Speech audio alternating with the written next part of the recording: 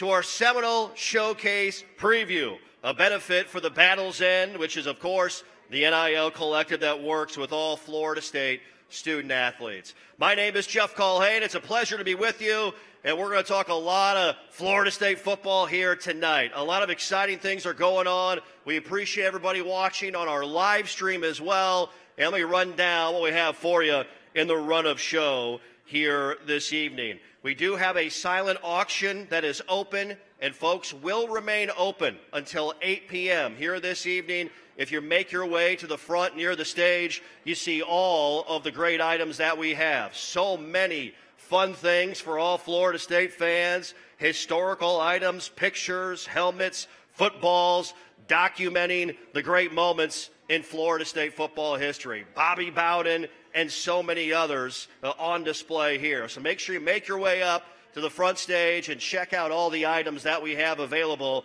that is a part of our silent auction here tonight. Again, that silent auction will remain open until 8 p.m., and you can register to bid on 60 or more items. This is the site, so make sure you mark this down. You register at norvell.cbo.io is the site where you can register. Once again, it's norvell.cbo.io is where you register to bid on over 60 items we have on our silent auction here this evening. Got a great program ready for you. As we talked about, we'll enjoy a brief panel discussion about the progress this Florida State football team has made in the spring of 2024 from the outstanding beat writers that cover the program every single day, and looking forward to that coming up in our second hour of the show here tonight.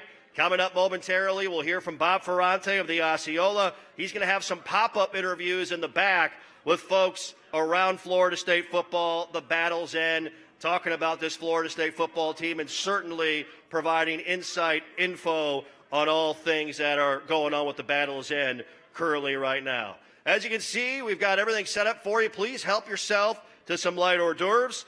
Beverages available at the bars on either side of the room. Enjoy, let's settle in, have some fun here this evening. Well, this Florida State football team, folks, as you all know, coming off a great season in 2023. 13 wins for just the third time in the storied tradition of Florida State football. 16 ACC championships with a 16-6 win over Louisville in that ACC championship game back in early December. That's the most, of course, of any team in the Atlantic Coast Conference by far since 1992 when the Noles entered the league. Of course, we're going to hear later on this evening in the program from the head coach, Mike Norvell, as well. He'll be here. He'll make his way to the moon and address you guys and talk about his football team and also about the impact that the Battle's End and your support has on his football program in a day-by-day basis. I'll tell you what, our head coach knows winning, and he certainly knows offense, doesn't he, as the play caller of this football team? In fact, the Mike Norvell-led offense has averaged 37 points per game per season in his 8 years as a head coach. That's the highest average of any head coach in college football during that span, period, from 2016 to 2014.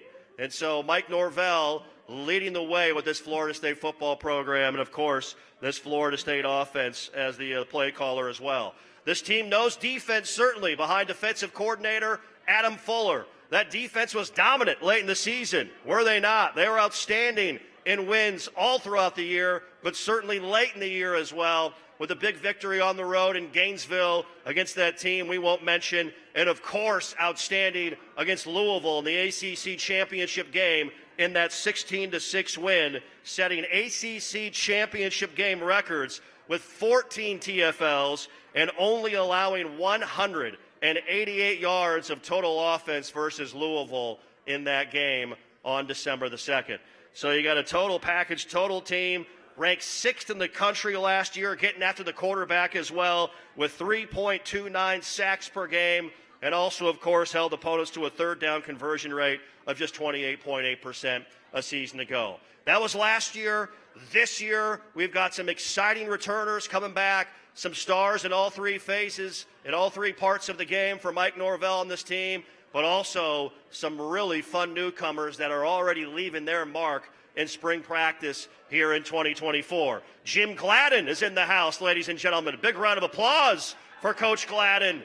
We'll hear from him a little bit later on, I'm sure, in the show. One of the great coaches and a part of the dynasty era with Coach Bowden and Florida State football. But we're going to talk a lot about this 2024 spring edition. Of course, the Spring Showcase tomorrow afternoon, Bobby Bowden Field inside of Doak Campbell Stadium. That's a 4 p.m. start time. Our first glimpse of the Garnet and Gold here this year. They've been putting in work. They've been getting after it. It's been fun to see and fun to follow. And we're going to talk a lot about this group and about this team here this season. Once again, our silent auction is open and will remain open until 8 p.m. tonight. So I see a lot of folks making your way up front. Absolutely, come on up. Check out all the auction items we have. They are pretty impressive, are they not? Pretty cool stuff, to say the least. And you can, of course, register to bid on 60 or more items by registering at norvell.cbo.io. norvell.cbo.io. Well, we mentioned at the start of the program that we will have some pop-up interviews, and I believe we're set and ready to go.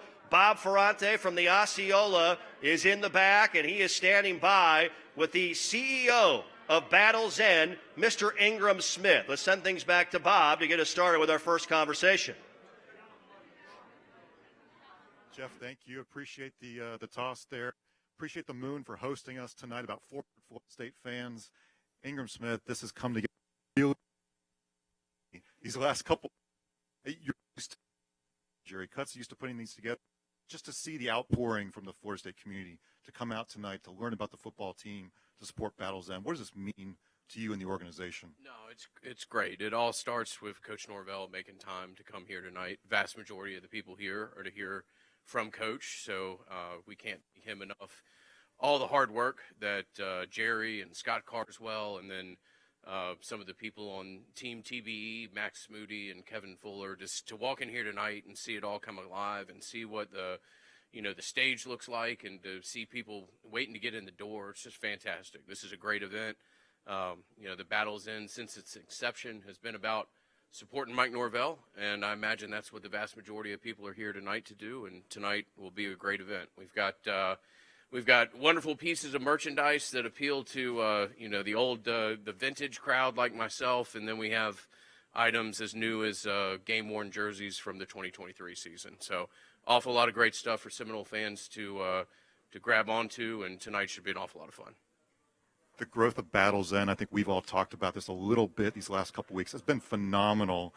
We hate to talk about the snub, but what the snub did, the Florida State community really energized, I think, the future of the Florida State football program through Battle's End. Just how rapid has this growth been since, was it December 4th? Yeah. Well, we certainly hate what the catalyst for the growth was, but what happened, and the only way that people can respond to things is how they take their own, respective course of action. And we were fortunate to be an avenue that a lot of Florida State fans responded by joining. So, again, I hate why it happened, but we're fortunate to have experienced the growth that we have. We are not a new collective, but not, one of the first one out of the gate either. And to this point, we're either the largest or second largest collective in the country thanks to that support. So we've been very fortunate, and nights like tonight only make our mission possible. Yeah, folks, go to thebattlesend.com to check out everything that the Florida State Collective is doing to help support the athletes at Florida State. Right now, we're going to go to watch this video from a student athlete on the Battle's End. Battle's End has helped me out tremendously, especially like with my family being able to come to the game. That's helped a lot. I mean, it means a lot. Ultimately, that's what you kind of play the game for. You get to impact lives on and off the field.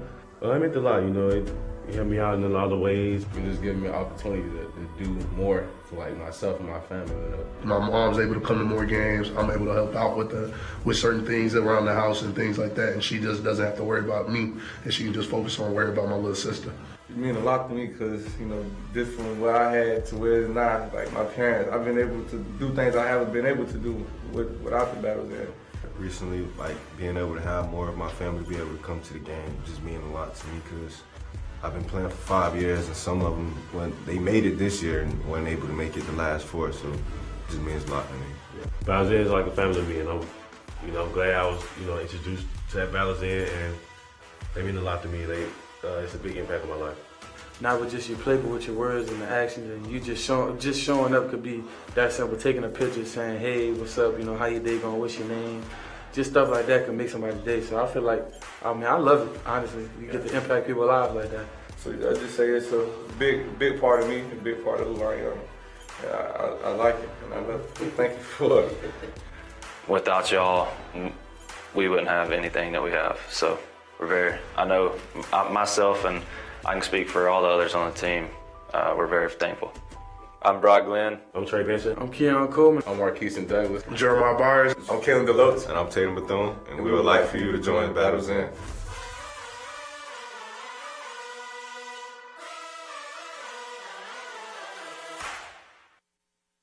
All right, there you go. Great video, and you're hearing it from the words and the mouths of our student athletes right there.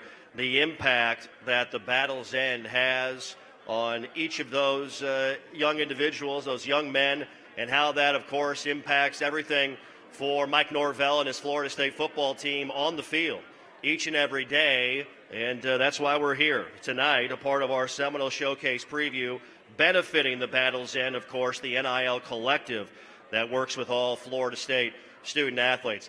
A lot of fun faces right there, right? So many of the stars from 2023 and that 13-win season a year ago for Mike Norvell and this Florida State football team. Great to see KEON Coleman up there, Mr. KEON County himself. How big of an impact did KEON have this last season? He was amazing as a wide receiver, an All-American specialist as well. Stepped up and made some big plays in the punt return game last year in 2023.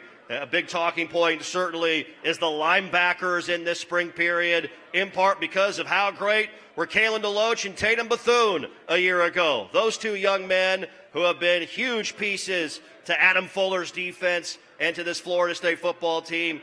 KALEN here certainly for a handful of years, a number of years going through some of the tough times and helping lead this Florida State football team back to where it deserves and back where it belongs at the top of the college football playoff mountain. And Tatum coming in as a transfer, instant impact in the 2 years that he had here. And you're going to see both of those guys on Sundays. There's no doubt about that. That's for sure. Speaking of Tatum Bethune, how great was he in the ACC championship game in December, huh? He was fantastic, making big play after big play. A huge interception in the end zone in the second half to take away any momentum that Louisville had in that contest. So it makes a difference, ladies and gentlemen, and your help, your impact will make a difference certainly as well with this Florida State football program and all of Florida State athletics. That's why we are here tonight, and we appreciate everybody that has made their way in and is joining us here this evening. Again, that silent auction is open and will remain open until 8 p.m. tonight. So the silent auction open until 8 o'clock tonight, and make sure that you have this site on your mobile device with you. You can register to bid on 60 or more items by registering at norvell.cbo.io. Again, that's norvell.cbo.io is where you can register on your iPhone, your Android, your mobile device to get involved. And if you haven't made your way up to the front of the stage yet, there are some pretty cool silent auction items that we have here. That's right. We've got a lot of autographs, footballs, helmets, and certainly plenty of memorabilia commemorating the great dynasty of Florida State football back in the 1980s, 1990s, and 2000s. And as Ingram talked about earlier with Bob, some great items from current student athletes here in the last couple of years as well. Fun program just getting started as we continue along and we preview everything that's going on around spring football here in 2024 and get you geared up. As I mentioned earlier, coming up In our second hour of our program, we'll have a fun roundtable discussion with three of the great beat writers that cover Florida State football each and every day. You know them very, very well. That'll be here, a part of the second hour. And Mike Norvell will be here tonight as well, ladies and gentlemen. The ACC Coach of the Year, the Bear Bryant National Coach of the Year, and the recipient of the Dodd Trophy from 2023, the head coach of your Florida State Seminoles. Well, Bob Ferranti from the Osceola doing great work in our interview area, pop-up interviews we have going on here tonight. And Bob, I know, is ready with Max Moody from the Battle's End, talking all things Florida State football and talking more about the Battle's End Collective. All right, back here, Max Moody, COO of Battle's End. I think I first met you last summer over at Glory Days. We were meeting some of the offensive linemen. Talk a little bit about your role here with Battle's End and what you do day to day. Yeah, no, it was last summer. We had all the offensive line out for dinner. They did some autographs after. I am the COO here, so I am the day-to-day operations. If you ever watch like The Office, you know, you got the big picture, and then you got the day-to-day guy, right? So I make sure all the trains are running on time. We're executing our contract deliverables. Our content's getting out. We're servicing our members, making sure that they're all taken care of. And anything that could pop up during a day, that falls under my purview. You're a fireman, it sounds like. Yeah, you know, we try to be more organized and see stuff before it happens. But yeah, there's a fire or two. That's good. That's good. We were talking a little bit about, before this interview started, about just the pillars of what college athletics has become, and it's evolved to that this NIL component is integral in the current, in the future. Yeah, no, it's interesting. And the way I look at it, right, is like back, 20, 30, 40 years ago, you needed great staff, you needed great players, and you won college football games. And then we kind of saw the facilities arms race, right? You needed an administration who was bought in, could make sure you were there, that way you could get the best recruits. And now we've got this third pillar, it's NIL. So if you're going to be a competitive team, you're going to win national championships, you need a great staff and great players. Well, we got that, right? We have Mike Norvell. He's going to speak tonight. We've got a great administration that brought in. We've got the groundbreaking of the new football-only facility, all those things going on. And we're the third pillar. It's been incredible. We've had a real influx of members in the past 4 months or so. I think people were so angry about what happened in December. We ended up jumping up to about 5,500 recurring members. And we're now one of the larger collectives in the country, but it's football, right? So the job's never done. We need the support of every FSU fan. Events like this are huge. And yeah, man. We've had about 400 fans here tonight. We appreciate you all coming out. We appreciate you watching on that live stream if you're around the country, around the world. Battle's End up to 5,500 members is awesome. What's next? I mean, if you can look into the future, and NIL is a tough one to throw a dart at the board on because it moves so much. But what is next that you would like to see Battle's End be able to do? Yeah, so, I mean, we have to think about that all the time, right? What got us here won't get us there. If we just say, hey, we were the best last year, then we're always going to be the best last year, right? So I think first is getting us to 10,000 members. And if we're not going to be able to use the exact same strategies, we have to find new pools of people who, maybe are contributing to Florida State athletics for the first time. Maybe they're a huge super fan and they just never really known, hey, how could I get involved beyond just watching the game on Saturday? And we really have to reach those people. We also have to just continue to be operationally sound and try to be perfect in everything that we do. All right, we have the best defensive play of the year of 2023. We're going to watch KALEN DELOACH's strip sack at Clemson. Awesome play. Thanks a lot.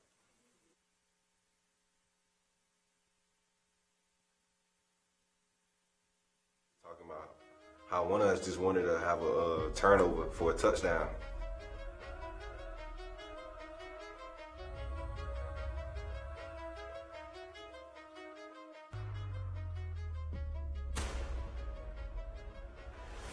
Play action, Klubnik. Blitz coming. Klubnik drilled. The ball is loose. It's a fumble. It's picked up by the Noles. DeLoach the other way. He's got a convoy. Trot in there, baby!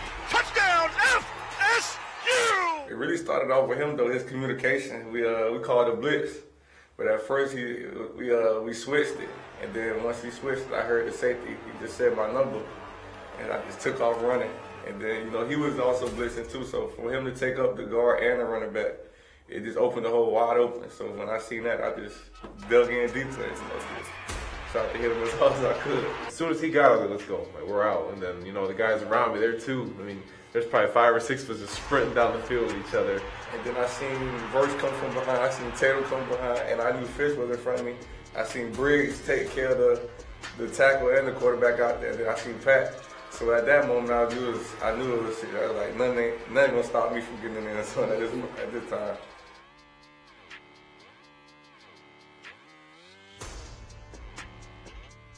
We wasn't even supposed to run that. We wasn't even supposed to run. I switched it last minute, and then, like D-Lo said, Shaheem called his name, and then I went through the blitz at first, and then I didn't expect him. Like, I didn't even know if he heard me or not. I switched the blitz. Then I look up, and I see Klubnik in the air. And I don't even know who sacked him. So then I see D-Lo pick the ball up. I knew for sure he picked the ball up. I didn't know who sacked him at first. So he picked the ball up. That's just before that game, we were sitting down with our families. We was just talking about how one of us just wanted to have a turnover for a touchdown. So literally the night before we was talking about it. So just me remembering him talking about it just made me run harder and make sure I blocked so he could get what we was talking about. It all worked out. We scored. Game changer. Probably one of the biggest plays I've been a part of. I mean, that was unbelievable. Just the timing of when it happened, and just the scene. It was just crazy. Unbelievable play. When you get in the end zone, you just say everything go crazy, but you hear most of our fans, and then you hear all the Clemson fans just quiet down, and you just stand in the stands and just look at their faces. They so in shock. I was like, I couldn't do nothing but laugh. Dang. I'm Kalen DeLoach. And I'm Tatum Bethune, and we would like for you to join the Battles In.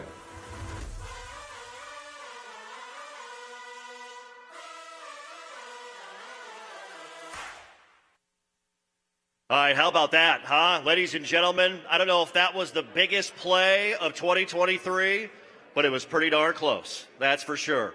The strip sack, forced fumble, and recovery for a touchdown by Kalen DeLoach in a key point in that game. As you'll all remember, Clemson made a couple of big plays. They were up by a touchdown late in the third quarter, looking to make it a 2-score game and get their crowd into it.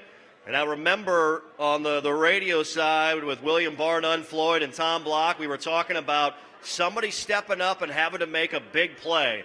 And ask, and you shall receive. And Kalen DeLoach timed that blitz up perfectly. You heard he and Tatum talking about it, about the play and how it all came together. I thought Braden might pick up the football for a second there, didn't you guys? The big fella couldn't get his paws on it, and it ended up going to Kalen, and he completed what was a play we'll be talking about for quite some time. That is for sure one of the big plays of the year for Florida State football, and a win that was certainly needed. To go get a win in Death Valley against the Clemson Tigers, something we hadn't done on the road there since 2013, and they only had lost twice at home since 2015 during a stretch where they had been very, very tough to beat in that venue.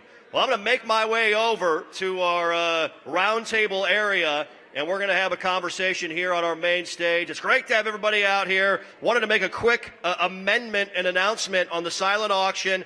The silent auction, which you can come up and take a look at all these great items. It will be open until 7:30 tonight. I said 8 o'clock. It'll be open until 7:30 p.m. tonight. And again, you can register to bid on 60 or more items by registering at norvell.cbo.io. All right, I'll make my way over to the main table. And as we talk about this era of college football and college football roster management, there's nobody who does it better or who knows more about it and how you guys can help impact that with your support of the Battles In than our next guest on the program. Please give it up, a big round of applause, the General Manager of Personnel for Florida State football, Mr. DARRICK Ray, ladies and gentlemen.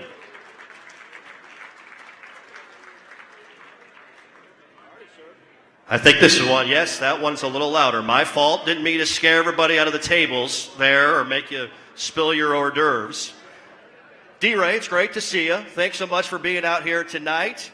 What do you think of this crowd, huh? This group of Knowles fans, huh? Heck of a group. Appreciate you all coming out for the support and look forward to tomorrow. Big day tomorrow, that's for sure. We'll talk a little bit about that coming up in a moment. But we're here tonight, and we're kind of discussing and talking about what the Battles End means to this college football team. And you, as well as anyone, you and probably the head coach, talk about this the most and the impact that the Battle's End has on day-to-day life for this Florida State football roster. Just start with what this means to you and what this means to this program. Yeah, absolutely. I mean, when you look at the Battle's End and think about the way that college football has morphed, I'll put it as simple as this. Without the Battle's End, we would not have the roster that we have today, or we wouldn't have the roster that we had in 2023.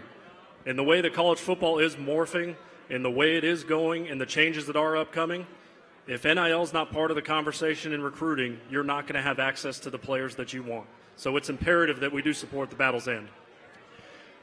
We've talked to Ingram, we've talked to Max, and I know those are two guys that are very, very important to the success of Florida State football.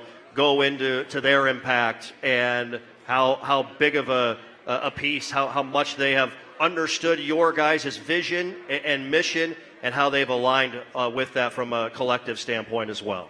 Yeah, working with Ingram, Max, and Mark, and that whole group that they have assembled there, and there's so many people behind the scenes that remain nameless and work their tails off to making sure we're doing everything we can in our power. And without that group, I can't say it enough, we would not have the guys that we have on the field that you're going to see tomorrow, and definitely not last year either.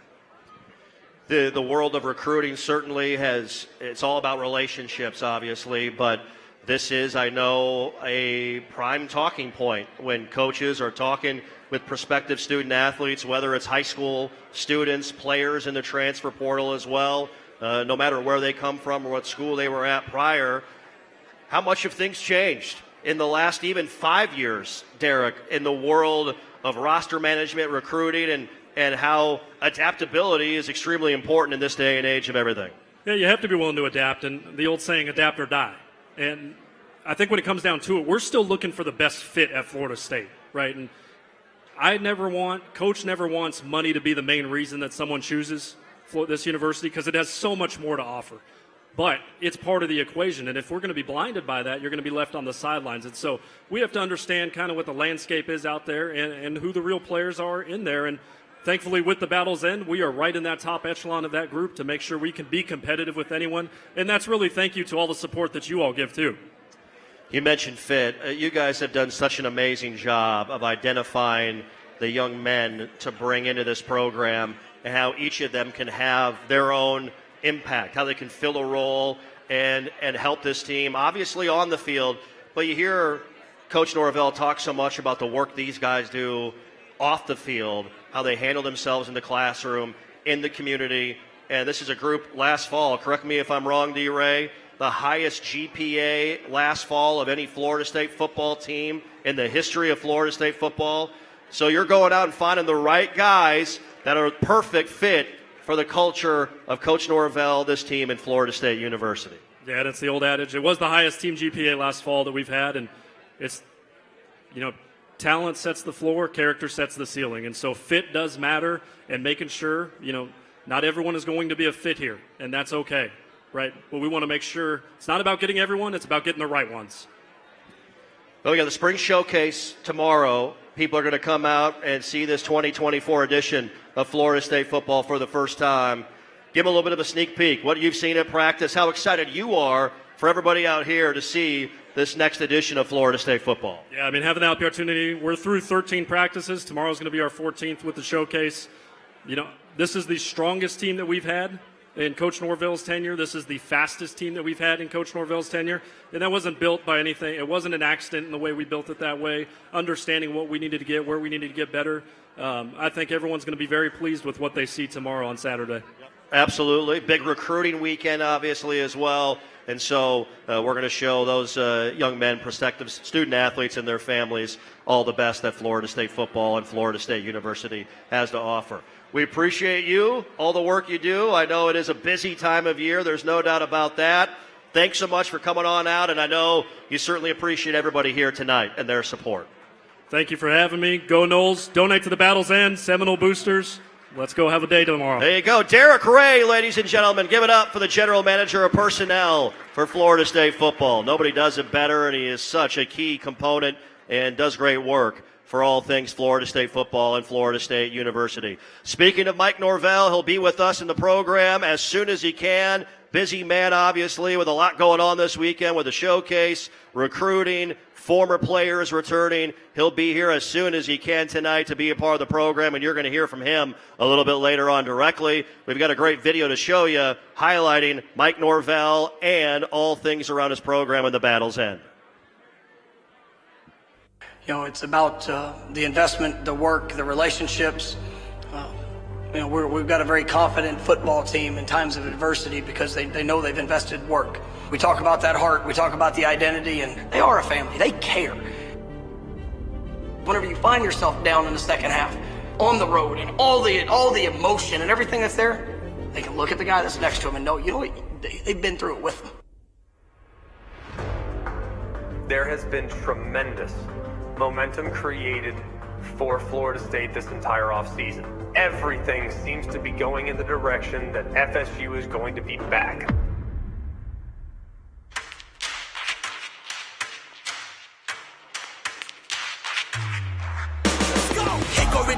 Back from the dead is a miracle, doc. They counted me out. Moment of truth, counting it down. Underdog story was down for the count. Back on my feet, back with a mic, back on a beat, back with a family that banging the sheets. They stand on lock, stand with a key. Standing my ground, I am planning to flee. Standing my ground, I am planting my feet. Taking a stand, embracing my destiny, shaking his hand. Flipping the script, changing the plans. Up to the top and I'm taking the fans. Making them jump, making them dance. Making them jump, making them dance.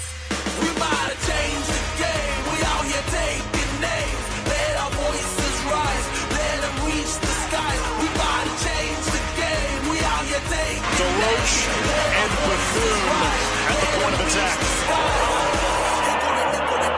Giving them all that we got. Kicked on the door, tried to knock, but nobody answered. I'm going hard and taking my chances. I keep it moving, I keep advancing, keeping it gangster.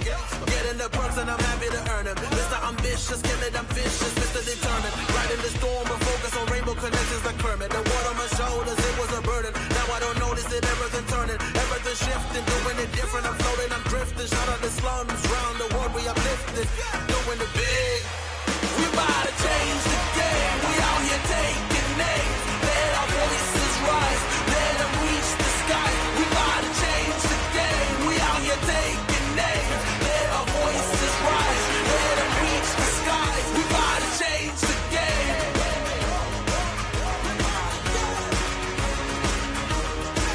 We about to change the game.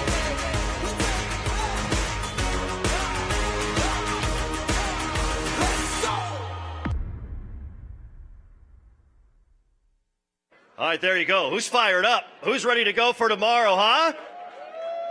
Always great to hear from the head man himself, Mike Norvell. He'll be with us as soon as he possibly can, making his way to our event tonight, and he is going to get you running through a wall. I promise you, by the time it's all said and done, some of the highlights over the last couple of seasons, our Seminole Showcase preview, a benefit for the Battle's End, of course, which is the NIL collective we're talking about and supporting here tonight. This football team, how about it, huh? 23-4 over the last 2 seasons. That's the best in all the ACC and 5th best winning percentage in all of college football. Back-to-back double-digit wins, winning seasons for this Florida State football team. Not many have accomplished that, that's for sure, over the last couple of years. And so you have been a witness to it. We all have seen how this team has taken things to another level, and your support means so much.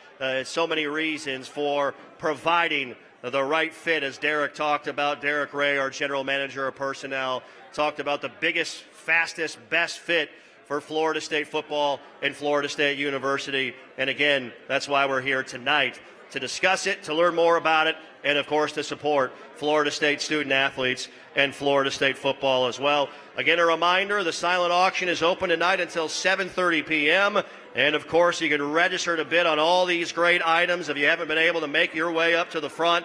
These are amazing items of memorabilia documenting some of the glory years and great moments of Florida State football under legendary head coach Bobby Bowden, his great staff, and all of those amazing players that provided so many great memories for all of us over the years with Florida State football.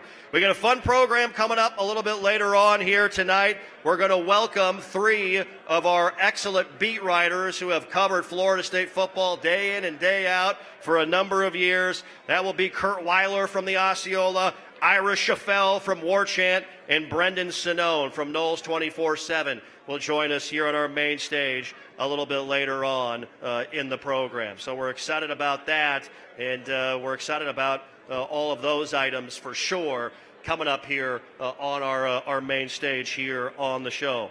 We will also hear from the Vice President and Director of Athletics at Florida State University. Mr. Michael Alford will stop by our program a little bit later on. So many great things happening around Florida State athletics right now. And I've said it many times at a lot of these events we've all been a part of. Just the vision and some of the things that Michael has in place, the things he looks to maybe 4 or 5 steps down the line that nobody else sees is always extremely important and is very, very key to the success of Florida State athletics and Florida State University. One thing about Michael, he's always going to put Florida State first. There is no question about that. Always going to put Florida State first, without a doubt. So he'll be a part of the program, and Mike Norvell making his way to the program a little bit later on here on the show, a little bit later on in the program tonight. So we got a lot of great things happening. Again, we appreciate everybody being here with us. A benefit for the Battle's End, supporting all things Florida State football and Florida State University athletics. Spring Showcase, of course, tomorrow. How many of y'all go to the Spring Showcase? Going to see it? Going to watch it on TV? We hope you listen to it on the radio side, of course. Our broadcast, by the way, going to start at 3 p.m. Eastern Time on the Seminole Sports Network. You can listen to it on the FSU Game Day app as well. Our first glimpse of this 2024 edition of Florida State football. I know we'll talk a little bit more about it in our roundtable discussion with our 3 great beat writers coming up a little bit later on. But how many of y'all are ready to see one of the next stars of Florida State football? Certainly Coach Norvell would tell you he has to win the job. Who's fired up to see DJ Uiagalelei in the Garnet and Gold? Yeah. I know we'll hear from Ira and Brendan and Kurt a little bit later on, but I'll tell you what, folks, you're going to enjoy watching DJ throw the football. I mean, he can cut it loose, and physically he looks the part in a big-time way. 6'4", 255 pounds. He throws the ball with ease. He makes it look effortless, and, man, it's a pretty thing to watch. That's for sure. Mike Norvell with Jordan Travis, of course, an amazing career at Florida State, moving on to the National Football League. DJ Uiagalelei, there's not going to be any drop-off there, I can promise you. Different player, bigger body. He's going to be key in short yardage. Again, we'll talk about that in our roundtable discussion coming up a little bit later on here on the show. But, man, it's going to be fun watching DJ here this upcoming season. A lot of great returners. Lawrence Toafili returns here in 2024. The MVP of the ACC championship game. He was so key and critical when we were down, obviously, Jordan, down Tate. We got into that Wildcat look, and I thought Mike Norvell was going to catch LT on the sidelines. Didn't you guys, when he was running down the sidelines on that 72-yard scamper to set up the touchdown that he would carry in on the very next play? Lawrence Toafili going to be one of the headliners of this Florida State running game here this season. Some fun newcomers as well in that running back room. Roydell Williams, the Alabama transfer, is a bigger back that has some burst and has some physicality to him. He's going to be a fun player to watch. And I'll tell you what, I know we've heard a lot about him, and David Johnson, Coach Yak, his position coach, calls him a stick of dynamite.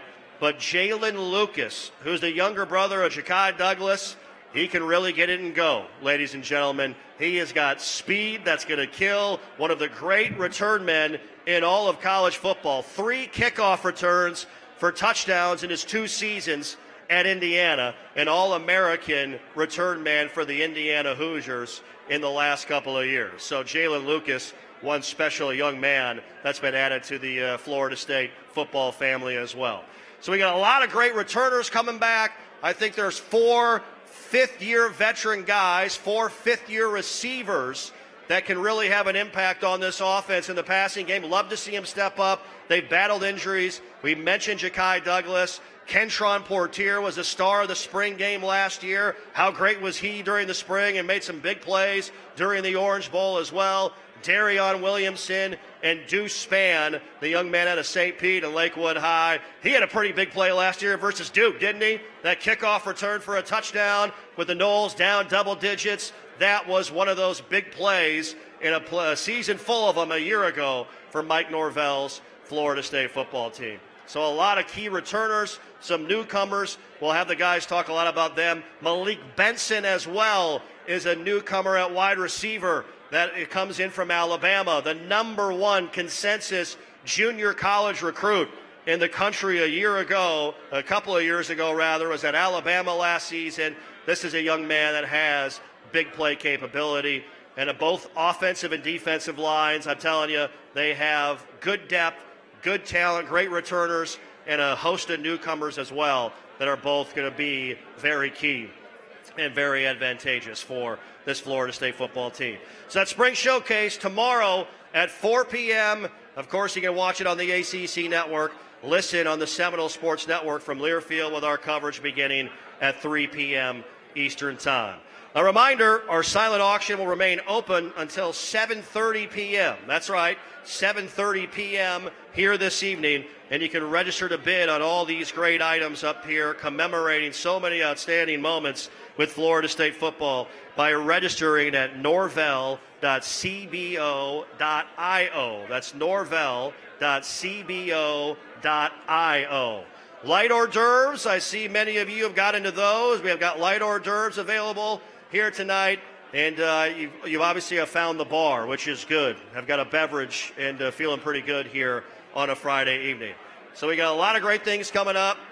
Believe we have a pop-up interview ready to go. Bob Ferrante from the Osceola is in our back area and here at the Moon, and we'll kick things back over to Bob, who has an interview ready to go. Send things back to Bob Ferrante. I'm with Jeff Culhane's broadcast partner, William Barton on Floyd. Thank you for joining us tonight, William. My pleasure. It's a great time to be here. I saw some familiar faces already, so excited to be here. William, the importance of spring, we were just talking about it before we started talking here. Why is spring so important for the development of Seminoles, those 15 practices? Well, really, you're trying to get to know your teammates and how you can depend on them. And that's what it's really about, knowing that, hey, I'm going to make my block, I'm going to make my catch, I'm going to make the throw, whatever it takes to make that play work, because, there are so many plays throughout the game, and really the only way you win football is if you win every play, and that's how we used to think about it. You have to win every play to be successful in a football game, so knowing your teammates is huge. I heard a Bowdenism was dependability is the best ability. Yes. Is that right? Absolutely. I mean, you have to be able to know that the guy next to you is going to handle his job. And if you can do that, everybody's playing with confidence. You're going 100 miles an hour. Everybody knows the offense, what you're trying to accomplish on that particular play, then you're going to be successful. And like I said, whoever wins the most plays is going to win the football game. All right, Saturday afternoon, 4 p.m. at Doak Campbell Stadium. You will be there for the spring showcase. You will be on the call with Jeff, with Tom Block. What are you looking forward to seeing? What are you watching? It's a modified format, but what are you going to be watching from your broadcast booth? I just want to watch perfection. I want to see guys making sure they take the right step to get to the block. I mean, you're not trying to go ahead and overpower your opponent right now. This is your team, so you don't want to go too far about it, but you want to have, good continuity. Everybody knows what they're doing, going the right place at the right time, making the right read, making the right throw, making the catch, making the run, getting through there, acceleration through the hole, coming up on defense, just making sure you wrap up, making sure you're taking out the angle so we can tell from the booth that you actually made the tackle, just being out there and making sure that you're executing the offense and the defense and special teams, and really it takes all three of those segments to make you successful. And we've talked a lot about this in past years, William. I'm curious about your thoughts. You can sometimes tell in a spring when a team is coming together and it feels like a championship caliber team. We're in the playoff era, getting to be one of those top 12 teams. What kind of things, you just talk about balance, offense, defense, special teams, what kind of intangibles or just things of a team do you look for and say, that has the makings of a championship or a playoff team? Well, I think with this offense, the ability and that what I've heard about, and I can't wait to see is the speed, the team speed that we have over there, the ability to get the ball and from wherever you are in the field, be able to take it to the house. I mean, that is huge in football, regardless if it's little league all the way up to the professional level. Being able to get the ball and have kids that have the ability to take the ball all the way when they touch it, that's what I think is huge. I think when you're talking about defense, it's about coming in up, making tackles, make sure you're in the right place, the right fits on, the defensive line, make sure you're getting upfield, you're playing on the other side of the line of scrimmage. I think that's huge. And when you do that, it makes it easy for the defensive backs back there to be able to read the quarterback, put their eyes on them, and make a play on the football. So that's what I'm kind of looking for, and I think this team has all the ability to do it. All right, very good. So back to this video message from the Battle's End. Thank you, William. Go Noles. Florida State is a special place, filled with special people. I'm Jordan Travis, and I would like you to join the Battle's End. The Battle's End is a proud partner of Florida State Athletics. It provides a unique opportunity for our student athletes in not only helping them personally, but also professionally throughout their experience in the NIL space. I'm KEON, and I would love for you to join the Battle's End. If you want to help support our student athletes, please join Battle's End. Go Noles.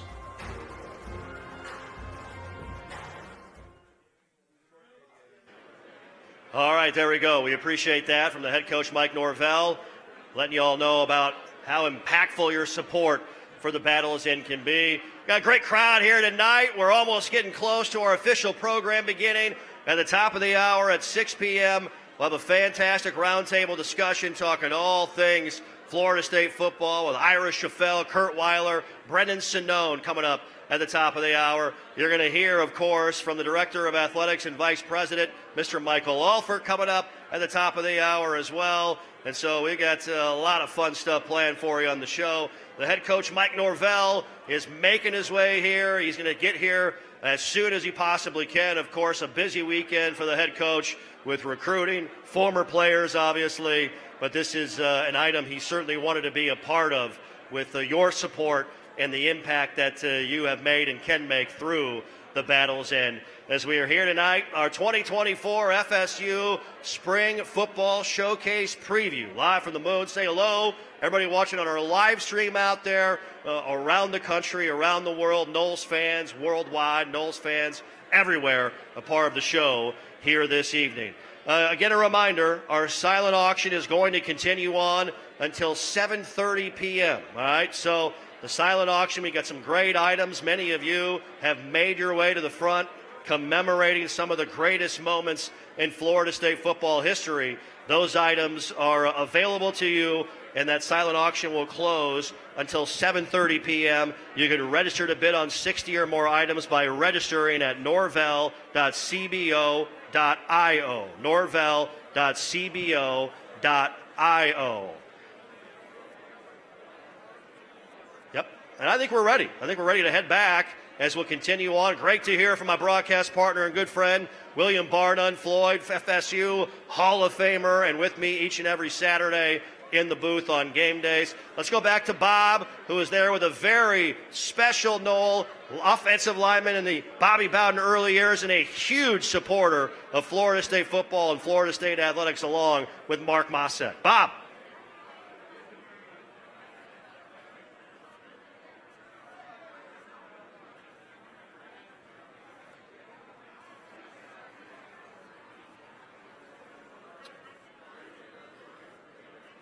I believe we will get to Bob here momentarily. Bob Ferrante and our pop-up interview in the back with Mark MACEK, who, of course, all of you know with what he did during his time at Florida State University with Florida State football. And you talk about Mark, man, I talk about huge support, a huge supporter, so generous and so kind. And we are ready to go in our interview area. Let's go back to Bob Ferrante. Bob.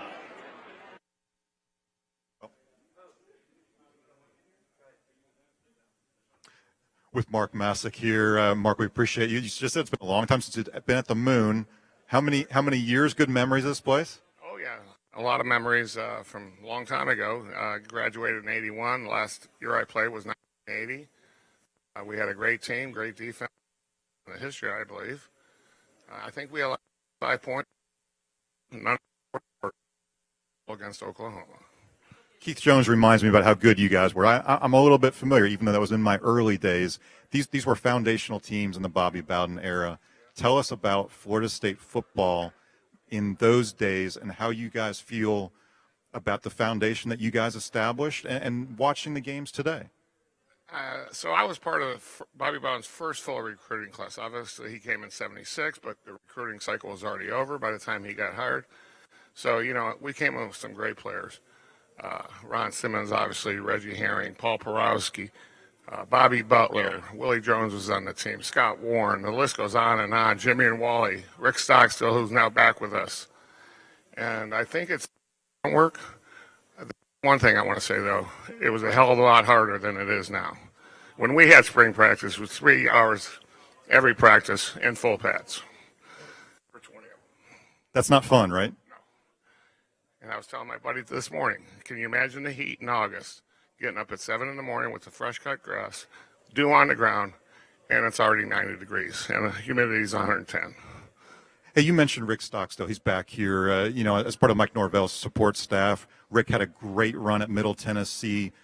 What can a head coach with that kind of experience, what can he bring to Coach Norvell, to the coaching staff? How can he be maybe a mentor for some younger coaches too? What can Rick bring to this organization? Well, he came from a football family. His dad was a very successful high school coach in Fernandina Beach, I believe.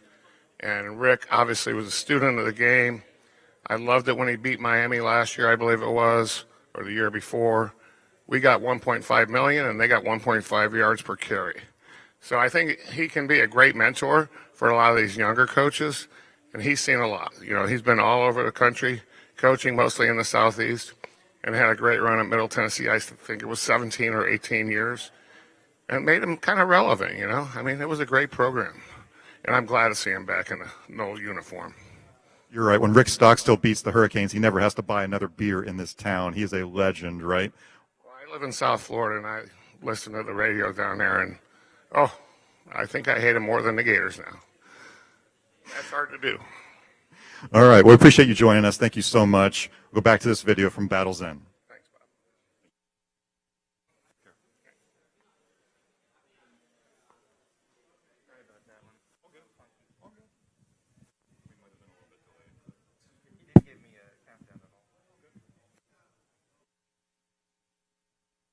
How would you tell somebody about your game? Well, I'll introduce myself like actually I am him. I'm Keon Coleman.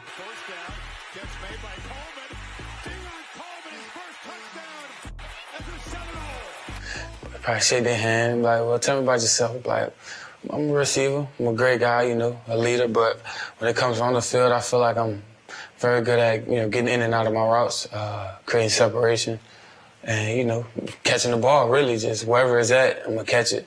Whether it's 80-20, because it ain't 50-50, whether it's 80-20, 100-0, I'm going to catch them.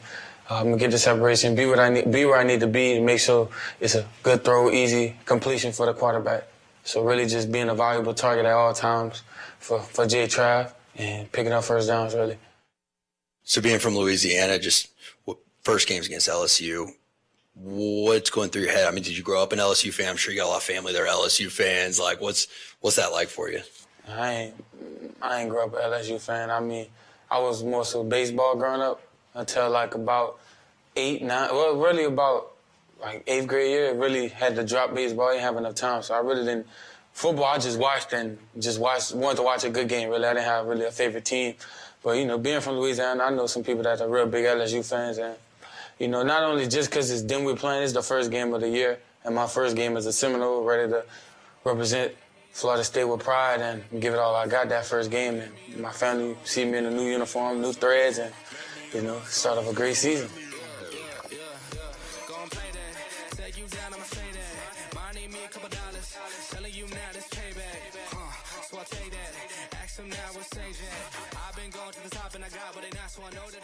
Once I did enter the portal, I was looking for a program I could come in and help them, what most would say, get over the hump to get in the championship, because winning is the most important thing, for everybody. When everybody's winning on the other side of it.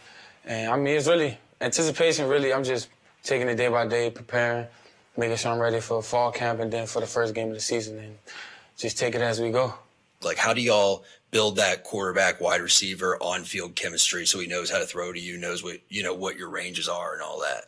Really just going through reps, repetition, on or in between the lines of what they have scripted and outside of that. So when you're getting extra work in, you get the feel of how fast this guy is, what he likes to run, how does he like the ball to be thrown, and different things like that. And reps of one-on-ones too, that helps a lot, because in the game you're not just all the time running on air. Most of the time it might feel like that, because half the time you wouldn't even be worrying about the defender. You're going to get by him, do what you need to do. So really those reps of routes on air and, one-on-one reps with you, the quarterback, and another DB or a few other DBs to give you different looks. If you're going to catch a touchdown, the hard contested catch, or do you like to just wide open, grab the ball, walk into the end zone? I mean, everybody would rather the harder catch, but a lot of times it might be the easy catch, because if you're creating separation, if it's not going to always be a contested catch once you're creating separation. But, I mean, the hard catch, if you would say it hard, most of the time it don't be as hard as it might seem, but a hard catch for sure. Like that, the highlight reel? Yeah, I mean, everybody like the highlight reel.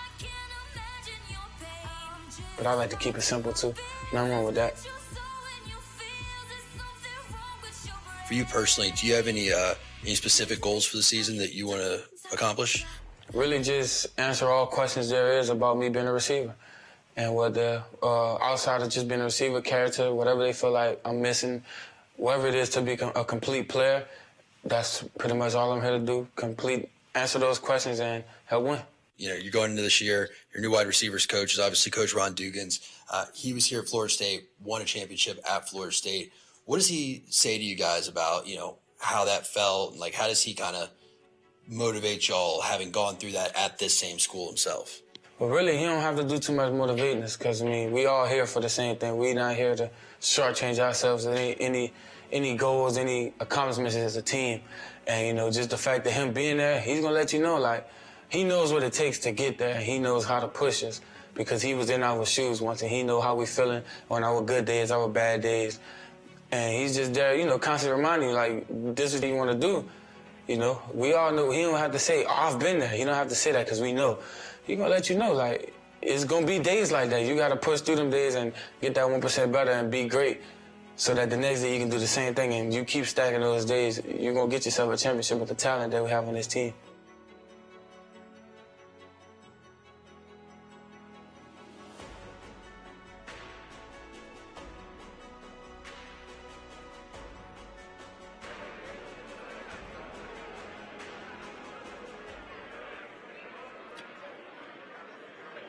Well, I tell you what, he was here for one football season, but the impact that young man left at Florida State, that'll last for a lifetime, right? Keon Coleman, give a round of applause for Mr. Keon County himself on the big screen, on the video.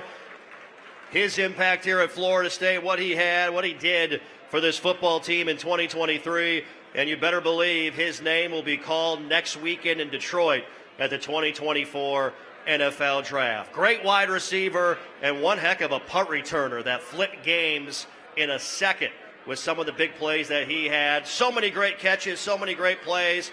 He got us started off on a huge note with that 3-touchdown game against LSU in Orlando at Camping World Stadium, and it just continued on from there. Keon Coleman, such a huge piece of the puzzle for Mike Norvell and this Florida State football team in 2023. Can we get a big round of applause as well for Mark MACEK, ladies and gentlemen, who was talking with Bob? Give a round of applause for Mark, please, who is outstanding time here at Florida State, playing for Bobby Bowden, some of his first teams, and his support and donations financially have been absolutely outstanding for Florida State football throughout the years.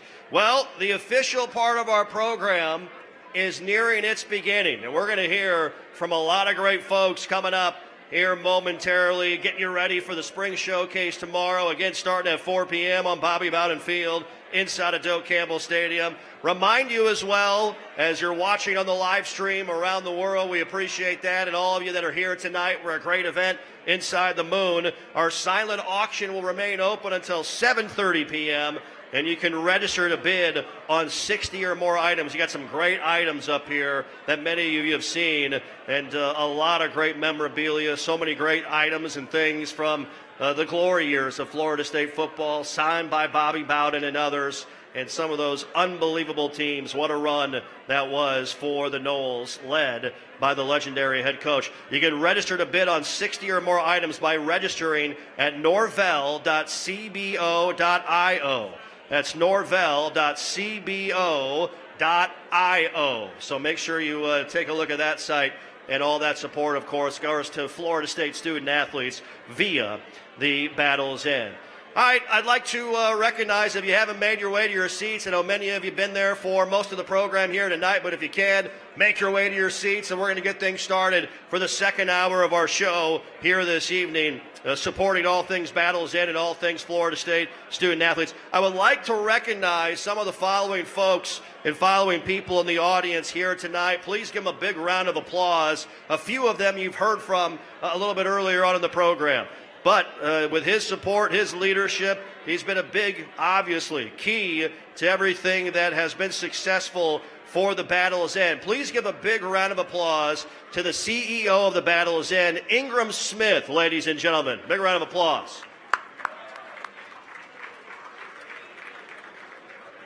Also here tonight from Florida State Athletics, the Executive Senior Associate Athletics Director for Strategic Communication, Mr. Doug Walker, is here tonight. Big round of applause for Doug as he's made his way to the venue. We talked with this man earlier on, nobody better. Please, big round of applause, the General Manager of Personnel for Florida State Football, DARRICK Ray, ladies and gentlemen. So many of you, huge supporters of Florida State Athletics via Seminole Boosters and via the Battle's End as well. We wanted to recognize current leadership, past leadership that are here in attendance supporting tonight.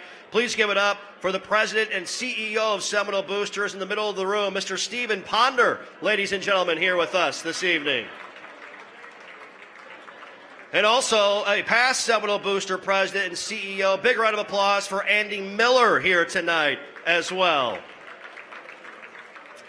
Talk so much about the great coaches and the great people around those Florida State football teams in the dynasty era. I've had a chance to get to know Jim Gladden and his entire family, and it's been an absolute joy. Right here down front, please give it up, defensive ends coach Jim Gladden tonight, ladies and gentlemen.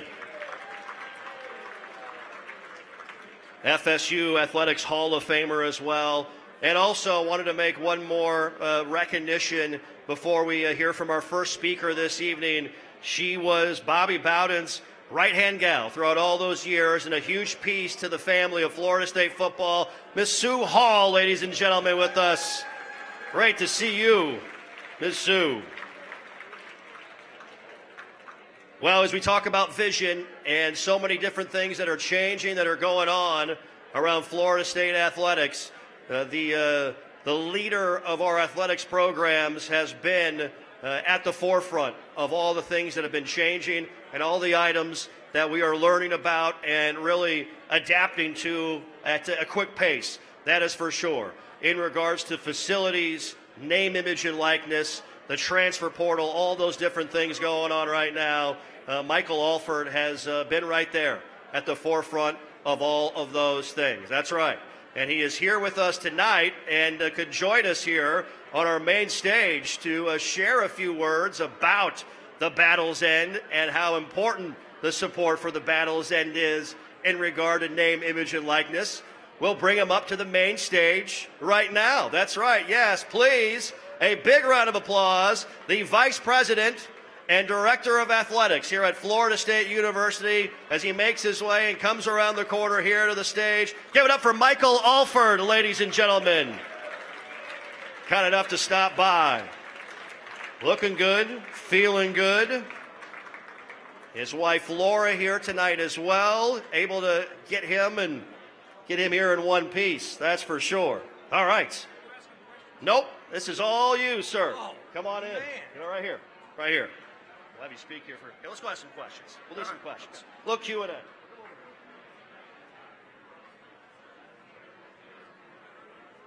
All right, there we go. It is great to see you, as always, by the way. How are you doing tonight? I'm doing great. You know, what a special night. Thank you for everybody coming out. And how about the voice? You know, a lot of y'all heard me tell this story, but I rescued this guy out of South Dakota. North Dakota. North Dakota. I always say South. North Dakota. And the weather's treating him great. But you look great. I'm just trying to keep up with you, boss. That's all. Looking good yourself. As you mentioned, what support we have. And in this era, we talked to DARRICK about this a little bit earlier on, the job, the impact that everybody in this room can have on our student athletes right now through the Battle's End and through name, image, and likeness is unlike any other time, and it's very much needed right now in the world of college athletics for everything that's going on. Well, you know, studying this for many years, and even back before this became law in 2019, of working with all the athletic directors to give some solutions to the NCAA and chairing that committee. But, you know, the cheese has moved, and in a good way, because these student athletes deserve to be able to go out and represent themselves and grow their brand in name, image, and likeness.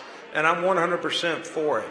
Now, by doing that, it raises the bar in how we compete, looking across the peers, because it's so important that we keep a great product on the field, because we can have so many things to offer here at Florida State.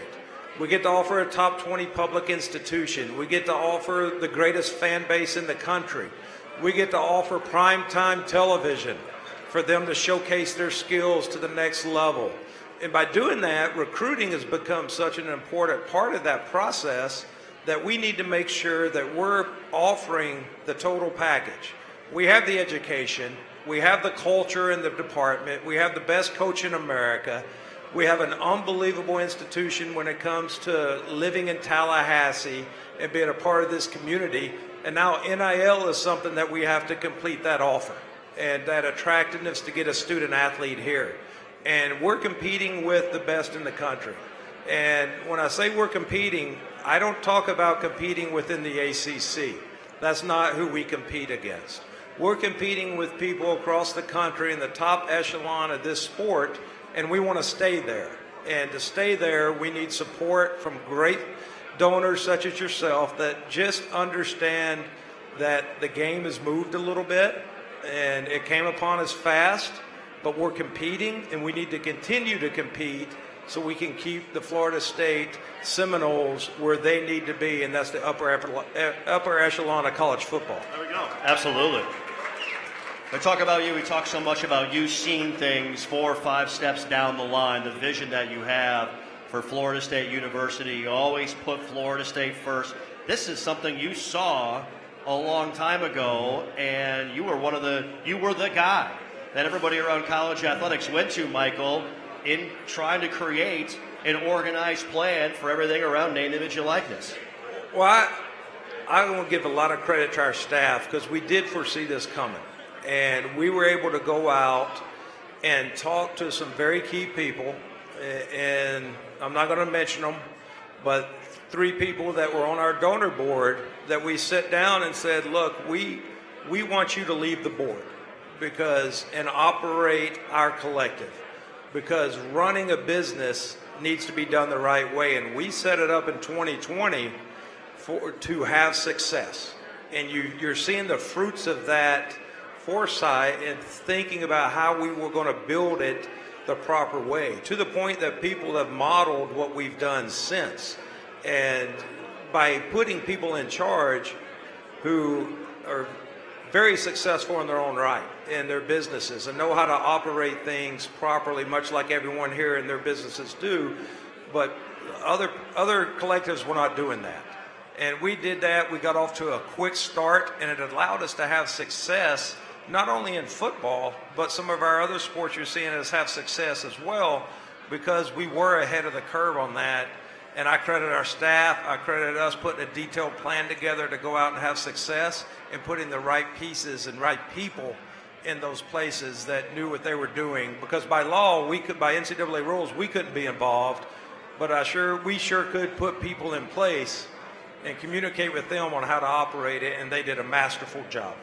Michael, I know Mike Norvell is going to be here as soon as he can be, as he's a busy man, obviously, this weekend with recruits and welcoming former players back. Yeah, he's currently handing out ACC championship rings There to you the go. team. So. That's right. There you go. Currently handing out the 2023 ACC championship rings to his team back at the Moore Center in Doak Campbell Stadium.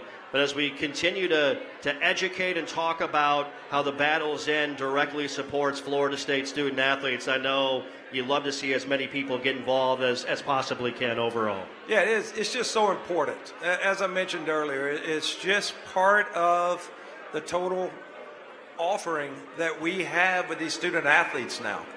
When we talk to their families, and one thing we talk about and preach is how wonderful you people are and our donors are after they graduate. If even offer, we point out how many of our kids have jobs working with your companies that y'all look at once they get their degree, whether it's, and I'm not talking just football, we were talking to a company in Tampa that hired a softball young lady last year and about how well she's doing, and it's those contacts that we're very proud of that we want to showcase to the families when they sit in my office. But one of those pieces that we talk about is the education, the people you get to meet who are going to invest in you after you graduate, the community of Tallahassee, but the NIL presentation that we also put in front of them is so important, and it's just the way that we're moving in this business now, and it's not going away. So once again, please contribute, please support the Battle's End, because it's so important in our total package that we're able to sit down and compete with the likes of the top 3 or 4 schools in the country, which we're one of them. Spring Showcase tomorrow, 4 p.m. at Doak Campbell Stadium, and the folks that are able to be a part of that in venue, they'll certainly see the work that has been done on the west side of the stadium. I know you're extremely excited about how that is coming along, and certainly about the future of what Doak Campbell Stadium is going to provide for everybody here. Yeah, we're real excited with the progress that's being made right now. The west side is going to look a little different if you're at the game tomorrow. There's not much there. But as it gets built back this fall and this next spring and open up with Alabama here in 2025, you're going to walk into a modern stadium on the west side, and then also the improvements we're doing on the east with seat caps, with the aisles, the handrails, cleaning up the vomitories, and everything that we're doing to get Doak Campbell graded up to par. Yep. Because it is a 73-year-old stadium that we are now upgrading to compete with our other peers across the country. Absolutely. Well, we can't wait. We appreciate your time as always and your vision, and always for putting Florida State first. Thank you, Michael, for the time. Yes, thank you for everyone for being here. Please go out and support our student athletes by giving to the Battle's End and being a member in anything capacity you can do, because it is so important in what we're able to present to them right now to even close that door on everything that we have to offer, whether it's the best coaches in the country, the best facilities, and everything we're building. That's just the last piece, and we want to compete for championships on a daily basis here at FSU. Thank you for all you do, and go Noles. There you go. Michael Alford, ladies and gentlemen. Big round of applause for the Vice President and Director of Athletics.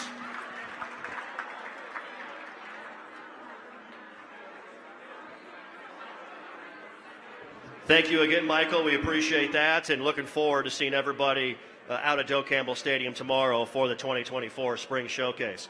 All right, I think we're ready to go. You ready to talk a little spring football here with our media roundtable and panel? These are guys that you all know extremely well. You read their stuff, you watch their work every single day, and they're going to join me in our roundtable section talking all things Florida State football. Let's bring up right now, give a big round of applause, managing editor at War Chant, Ira Schoffel, ladies and gentlemen. Ira, come on up to our main stage.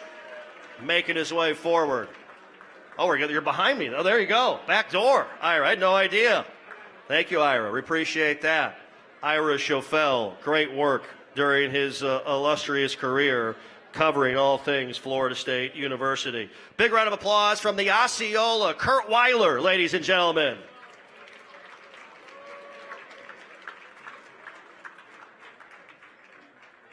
All right. And also, please give it up From Knowles 24/7, Mr. Brendan Sinone is here with us this evening as well. Big round of applause for Brendan. All righty, how are we going? All right, guys, we made it. Holy cow. We've got this thing going, and we're still rolling along. Gentlemen, great to see you. You guys all look great, look tremendous, ready to go. All right, Ira, I'll start with you. You've seen this team at practice throughout spring ball here in 2024. What are some of the things that first come to mind for you when you have seen some of the new pieces, but also some of the returners as well that Mike Norvell and company have assembled? Yeah, I think it just sticks out to you when you watch this team that they look very different from a year ago, but that's not a bad thing, even though that team was great. This team is great, but in a different way. There's a lot of great size, there's a lot of great speed, but the players look different. You know, you don't have a 6'7" Johnny Wilson, you might not have a 6'4" Keon Coleman, but you've got a lot of speed at wide receiver. You've got some big offensive and defensive linemen they brought in, and just a good combination of returning talent and then so much new talent through the transfer portal. 14 transfers that came in this spring, over a dozen newcomers from the freshman class. So it's a very different looking team. New quarterback, obviously, and DJ, but it's still a very impressive looking team. Kurt, let's go there. DJ Uiagalelei. We're going to get our first glimpse of him tomorrow in the Garnet and Gold in this spring showcase. The fans here, the supporters of Florida State football. Well, when I say DJ, what are the first things that come to mind? Holy cow, arm talent is probably what I go. I mean, my first year on the beat was 2015, so I just missed Jameis. I was a student during the end of Jameis, but really it stands out. I mean, first day of practice being out there, I think we all pretty much looked at each other and said, that's a 5-star. I get why he was a 5-star recruit out of high school. I mean, he physically looks the part. The long, deep throws look effortless. I mean, it's really impressive in that regard. And I think it's been impressive, too. I think he's really grown in comfort in the offense over the course of the spring. I mean, the access we get watching practice helps us really see for ourselves that progress, and that's been really encouraging to see. Brendan, same thing for you. You've seen DJ in practice. You've obviously covered him as he was at Clemson during his time in the ACC. I thought he played one of his best games as a Tiger in 2022 here against us at Doak that night, a night game when Clemson was in town. It's going to be great to have him on Florida State side. Some of the items that you were expecting from DJ that maybe you've seen, and also some things that have surprised you about DJ. The arm talent, like Kurt said, it just jumps right away. It's so impressive how he's able to push the ball downfield, and it's effortless the way he's able to get the ball vertically. Sometimes, like, I think we counted 70 air yards on a throw 2 or 3 practices ago, and he makes it look easy. What's really impressed me, and I think even impressed people within the program, is how much they knew he was going to be mature, but it's been how quickly he's kind of picked up the offense, how he's now starting to become a little bit more emphatic and talking to teammates. And he can also throw on the run, too. Like, this isn't just this 6'5" stoic statue. He can move a little bit, too. So there's more tools to work with than I think we even thought, and we already thought there was going to be a lot to work with, too. Ira, tomorrow I think we all kind of gravitate, right or wrong or indifferent, to the offense to see, hey, who's a playmaker, who's going to score the football a little bit, make big plays. You mentioned there isn't a 6'7" wide receiver like a Johnny, and not really, for the most part, a 6'4" guy that has the body build of Keon, but you got 4 fifth-year seniors that are looking to leave their mark, and some new guys at wide receiver as well. That Malik Benson comes to mind right away. Yeah, no question. Malik Benson, who transferred in from Alabama, he didn't catch a lot of passes last year at Alabama, but you can see why he was the #1 junior college player in the country 2 years ago. He's extremely athletic, has really good ball skills. He made a couple of plays. There's a tweet from FSU football account. If you guys are on Twitter or X, look at the moves he put on a DB yesterday in practice, if you go look on Twitter for that. But he's really impressive, has great hands. He catches everything that comes his way. Jalen Brown, the transfer from LSU, is also very fast. And then also these backs in the passing game. Lawrence Tofili caught a couple of really nice passes yesterday. Jalen Lucas, the transfer from Indiana. And then those veterans you mentioned, Kentron Portier and Darion Williamson. They've got a lot of weapons in the passing game. I think it's going to be more diverse this season than it has been the last couple of years. Yeah, a lot was made of that wheel route that DJ and LT hooked up on a big play in practice yesterday. Kurt, returners. Everybody wants to know about the new guys, right? And that's exciting. this time of year. But this offense is going to need those returners that have been here for a handful of years, maybe more, to really lead the way. At least, I think, early in the season on the offensive side, who are some earmarked returners that need to be big over in Dublin, 2 ACC games right out of the gate with this schedule? Yeah, I mean, I think Ira talked about it. I think Lawrence Toafili is a big one. I mean, he's a guy who's been around for a long time, and I think has had a role every year. I think he's had, 250 more yards rushing every year here. I think over 450 the last 2 years, and has been really impactful. But I think he's a guy, I mean, I'm not sure that anybody gets as many carries as Trey Benson has the last few years. He's gotten really a large share, but he's been impactful. He put on some weight, and I think in an effort to kind of showed last year he can be a more complete back. And I think, I mean, you look in the wide receiver room and you look at guys like a Kentron Portier, like a Darion Williamson, like a Ja'Kai Douglas. And we've talked about Jalen Lucas, the newcomer. His brother has had a really strong finish to spring Ja'Kai as well. And I tell you, in my time, guys who've made physically a year 1 to year 2 jump, Hakeem Williams is up there in terms of just, I mean, he came in and you were like, this might take a minute, and he looks ready now. I mean, he has made the most of his first 12 months on campus. Brendan, there were a lot of big-time, you talk about the defensive line. Jared Verse is going to hear his name called in 6 days on Thursday night in Detroit as a first-round draft pick. Fabian Lovett had an impact here, obviously, during his time at Florida State University, not to mention a handful of other guys that played big minutes. But Patrick Payton returns, and through roster management, the transfer portal, Mike Norvell, Odell Haggins, John Papuchis, they brought some pretty big-time names and guys that have played a lot of football into this group here for this upcoming season. Big fan of what Patrick Payton has done this offseason. A lot of times coaches will talk about adding muscle and weight, and until you see it in person, it's just numbers, right? And then you actually see it with Pat, and he does look physically different than he has any time before. That's not hyperbolic, and he's carrying it well. He's playing with a lot of intensity, urgency. I think he knows this is a big year for him and his future in the NFL, draft stock, that kind of stuff. But then you supplement it with, you go ahead and get a Marvin Jones Jr. in the transfer portal, and I didn't know initially if Marvin was going to be a pass rush specialist or what exactly he was going to be, and he's wowed me, and especially the last 4 or 5 practices, you just see him ascending. He's more than just a fast twitch guy off the edge. He's got a lot of strength and power to him. Sione Lelohea, also really good. They've done a really nice job accumulating a bunch of kind of what Ira said with their wide receiver room, very similar defensive line where you have a lot of different body types, guys with different experience, age groups, stuff like that. It looks like it's going to be a really complete, deep defensive front again. And I tell you what, can't wait to see this team tomorrow in the spring showcase, and we can't wait to consume your work. Again, you guys do great work each and every day. Thanks so much for joining us here at our roundtable tonight. We appreciate it. There you go. Big round of applause. Ira Scheffel, Kurt Weiler, and Brendan Sonnone, ladies and gentlemen. War Chant, the Osceola, and Knowles 24/7. Those are 3 of the best right there in covering Florida State University, Florida State football, and college football certainly as a whole as well.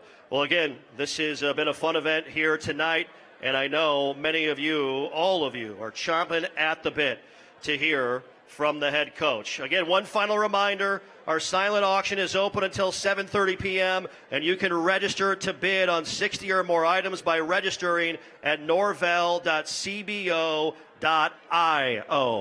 Before we hear from the head coach, I'd like to bring up the CEO of the Battle's End and to have a few words before we introduce the head coach, Mike Norvell. Please give it up for Ingram Smith, ladies and gentlemen.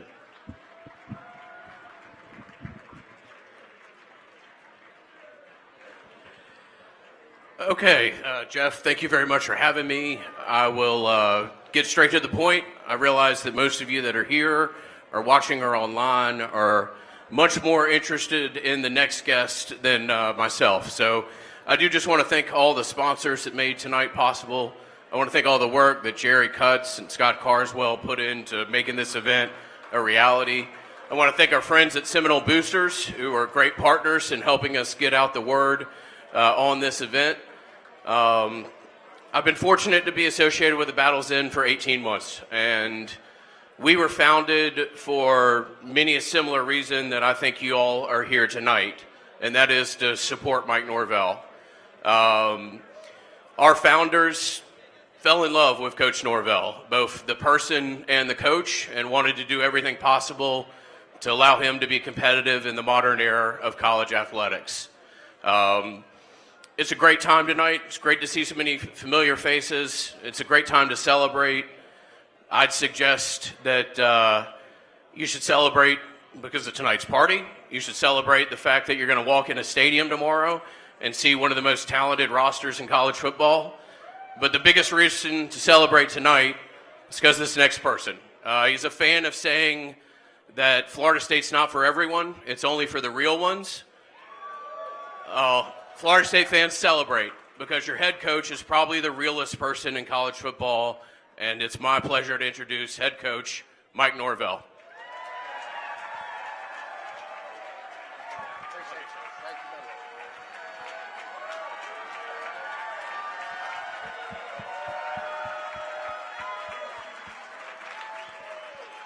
Wow, it's definitely great to see everybody tonight. Is everybody ready for a little football tomorrow?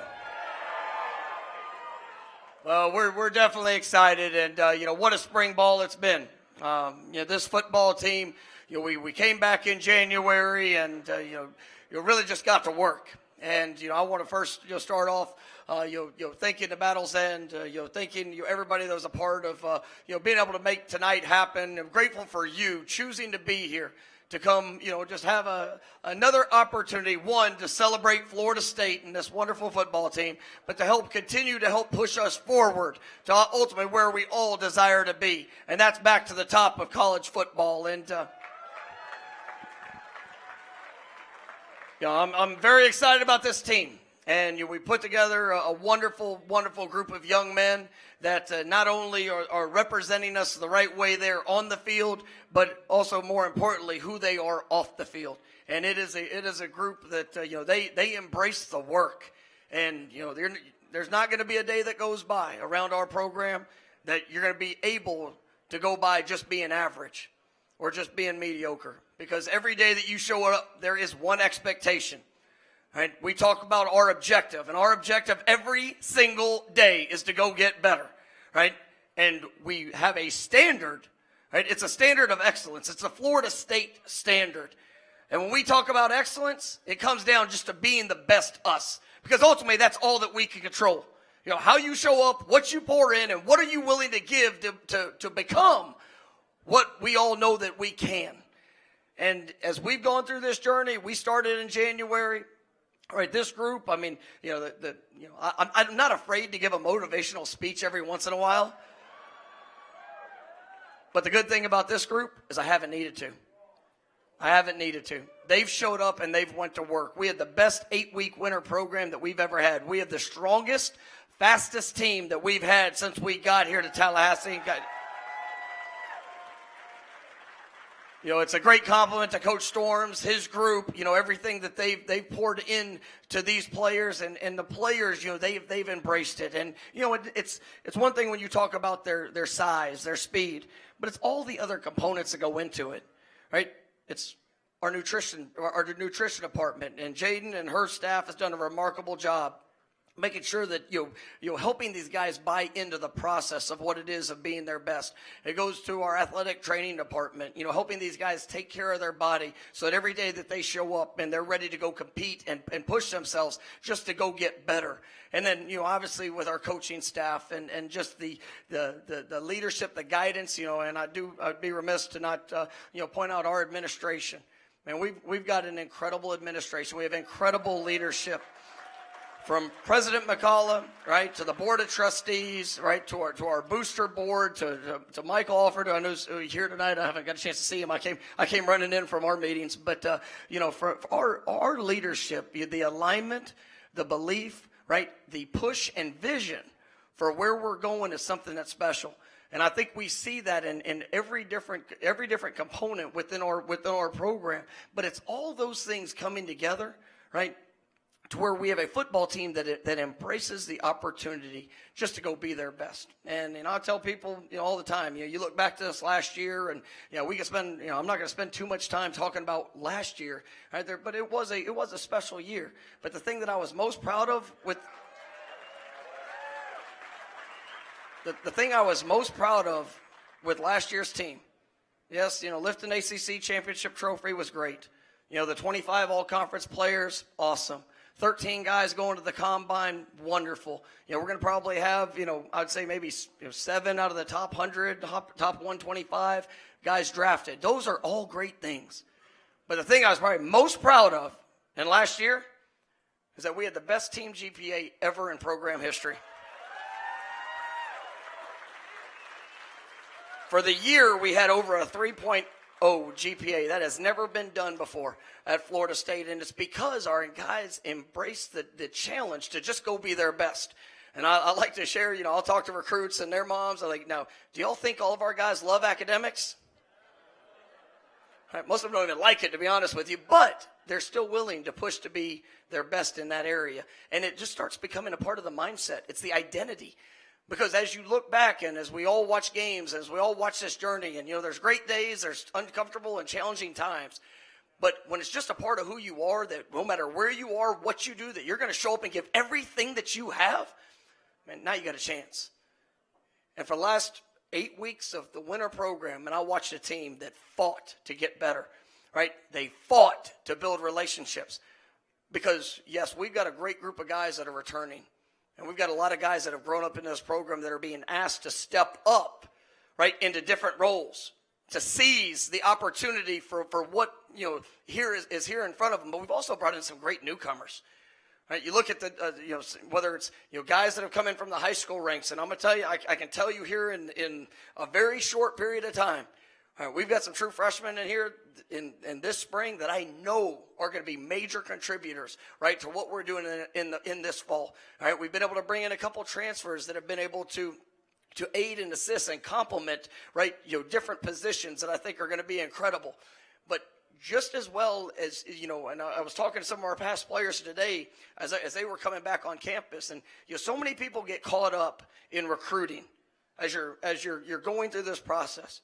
Right? It's not about just talent acquisition. Because there are some really talented, right, bad football players.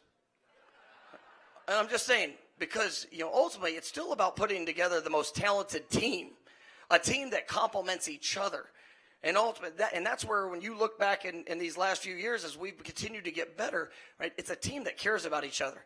It's a team that's willing to work and believe and fight with, but also fight for each other in how we do all things. Because that's what gives you that grit. That's what gives you that motivation with the mentality and how our guys play, the effort of what they're willing to do. Well, they got to love each other. And what we've tried to do and what we've tried to accomplish is to bring together a football team of like-minded individuals.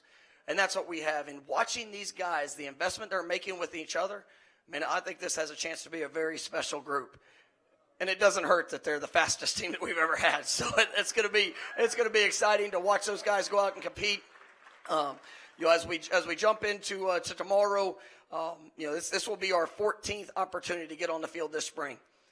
And every one of the practices that we've had that have built up to this point, right, have been the most explosive, the fastest, and the highest player load. So the biggest workload of any practice that we'd had up to this point.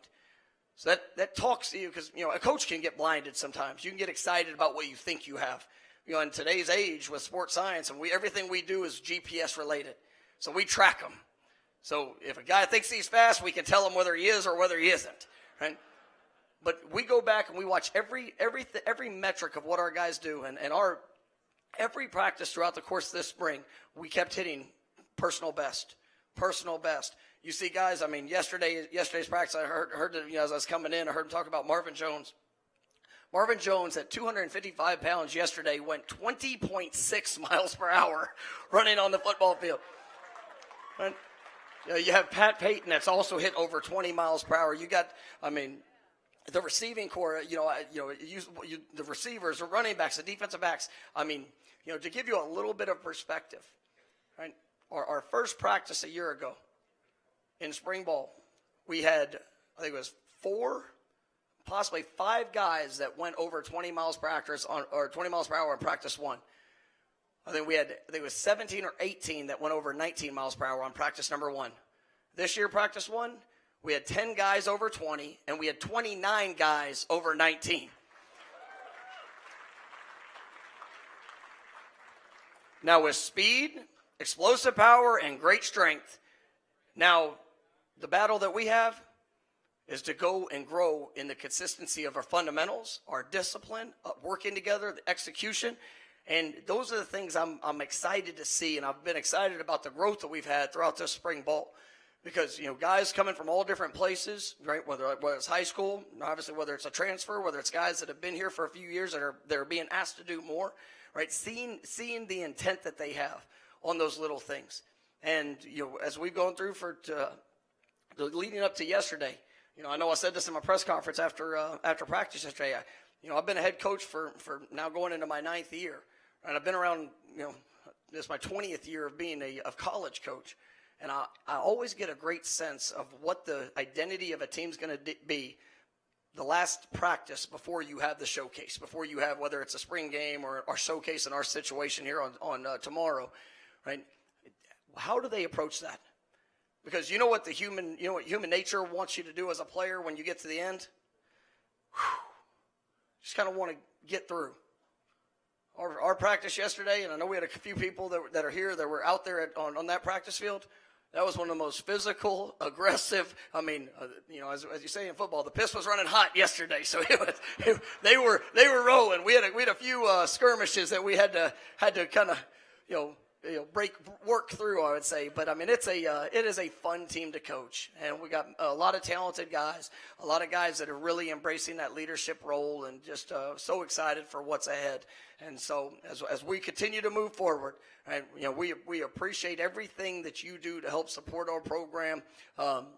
We're definitely excited about the next step because we're just getting started to where we're going. And you talk about the administration and the support that we have. Right? One of the things I'm really grateful for is that every position coach that we have, every strength coach that we have, right? Obviously, Coach Storms and his group. I mean, we were able to retain every single one of them and keep the continuity and the leadership from what we were a year ago to where we are now, right? And that doesn't come without a great commitment from the administration and obviously all the support that we have from you, the boosters, obviously everything that we're continuing to build here. But I did want to say thank you for that, and you're just so excited about the opportunity that's ahead. Look forward to everybody that's going to be out there in Ireland to be able to have that experience with us. That's going to be a great trip. We will enjoy it Saturday after the game, but everything we're doing is going to be building to go be better than we've ever been out there on that field. So we're excited about tomorrow. Look forward to everybody coming out and enjoying the experience, getting a glimpse of what this 2024 team's going to be. And Jeff, you coming up here to ask some questions, or do you just want me to wing it?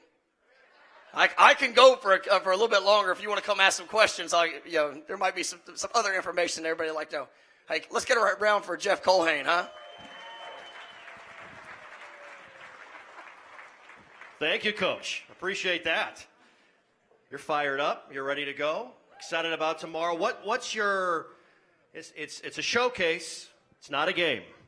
But what's your day like tomorrow? What's your routine? Getting everything ready to go. Well, tomorrow's a big day, in regards for our current players, but also for future players. And we're going to have a lot of top recruits that are here. So I'll be meeting away for most of the day. Being able to share the vision. Obviously continuing to build the relationships with a lot of the top recruits that will be here tomorrow. It's a big day for us in regards to that. And then as we lead up, we'll have short briefings. We try to whether it's a scrimmage. Or tomorrow's showcase, it's about helping guys understand a little bit of what a game day structure is going to be. So we'll do these short briefings, try to give them a little tidbits of information, things that, we want to see them apply, because it helps us understand on, next, when we get into the fall, how guys are receiving the game day information and being able to apply that. It gives us a little rundown of it. And then, everything's going to be geared up to kickoff.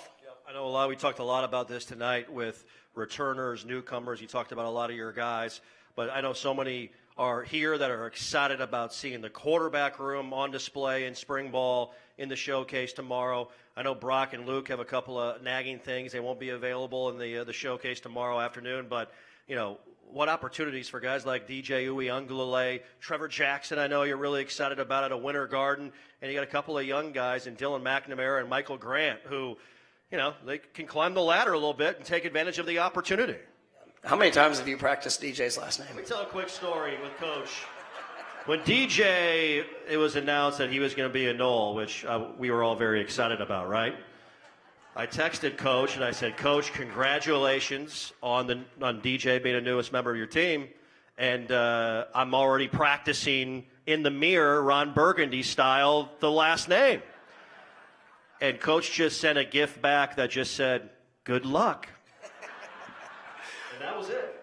No, I mean, it's your DJ has done a great job coming in, and obviously as you go through the process of recruiting, of getting to know a young man, of evaluating kind of a room, I'm so excited about Brock and Luke and just where they are, what they've shown. It's unfortunate that they're not going to be able to go tomorrow, but both those guys had wonderful springs, and knowing that.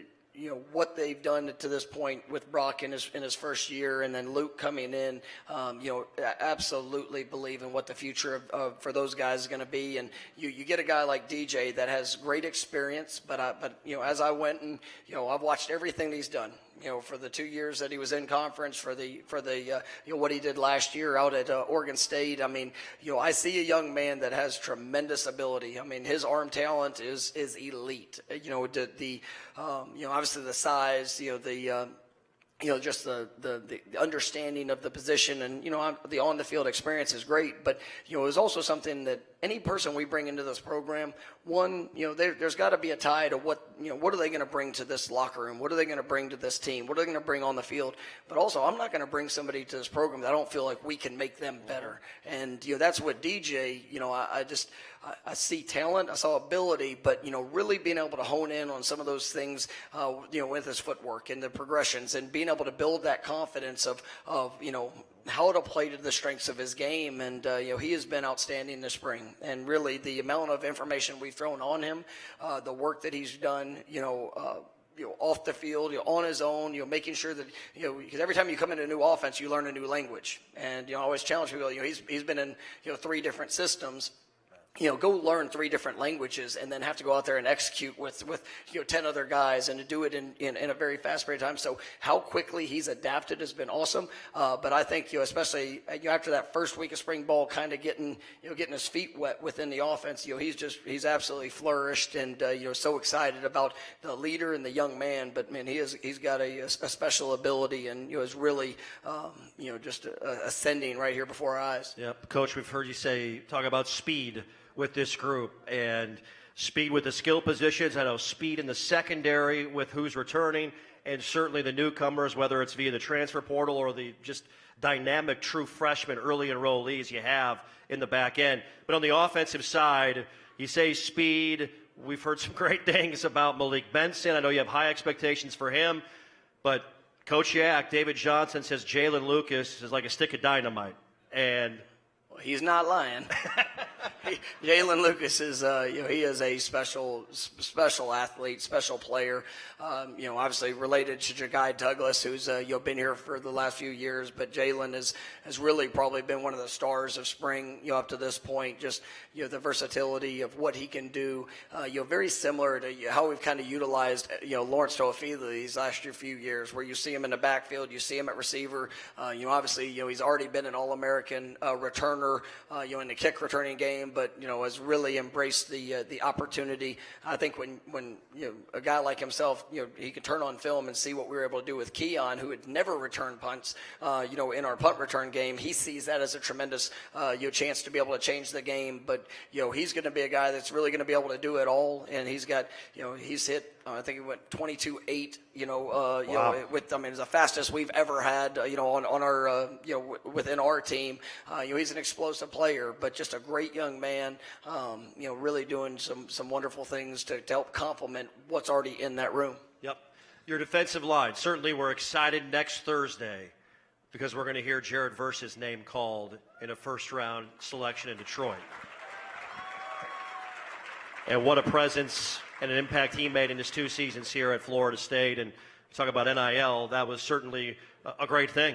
The Battle's End and the support for Jared Verse here to be a part of the Seminole family for another year. But you guys have done an amazing job going out and continuing to add to your roster up front along the defensive line. Pat Payton is back. He's that All-American caliber player. But, Coach, you guys have brought in some really, really impressive pieces on the D line that are learning the language of your defense that can be impact players right away. No, absolutely, and I think Pat Payton has probably had as many positive steps in his growth for a guy that's already been an all-conference player. He's been a freshman of the year in the ACC.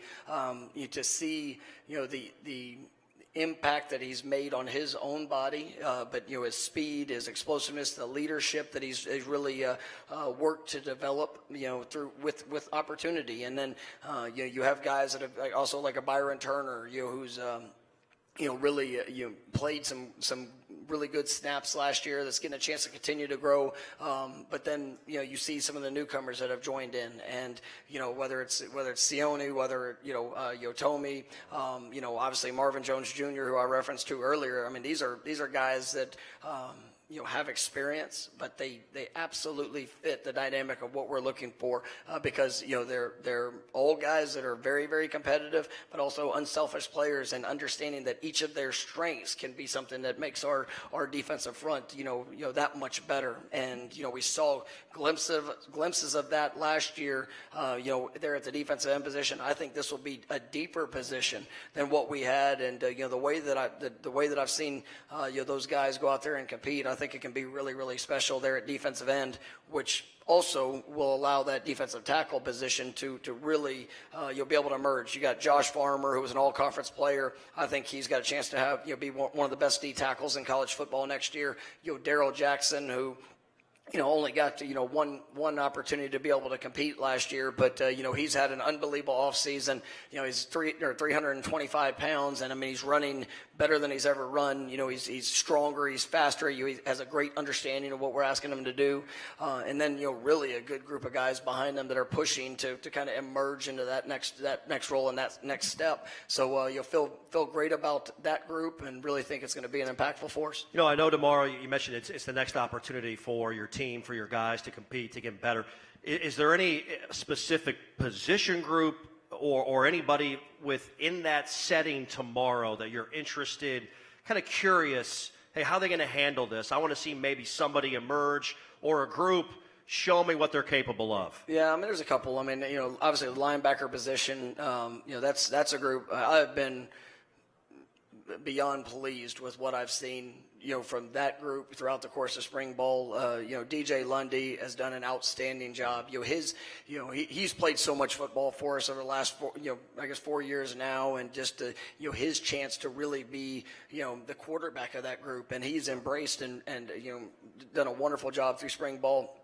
Blake Nicholson is having a remarkable spring. I mean, he's gained 10 pounds from a year ago. He played for us as a true freshman, made some impactful plays in special teams units.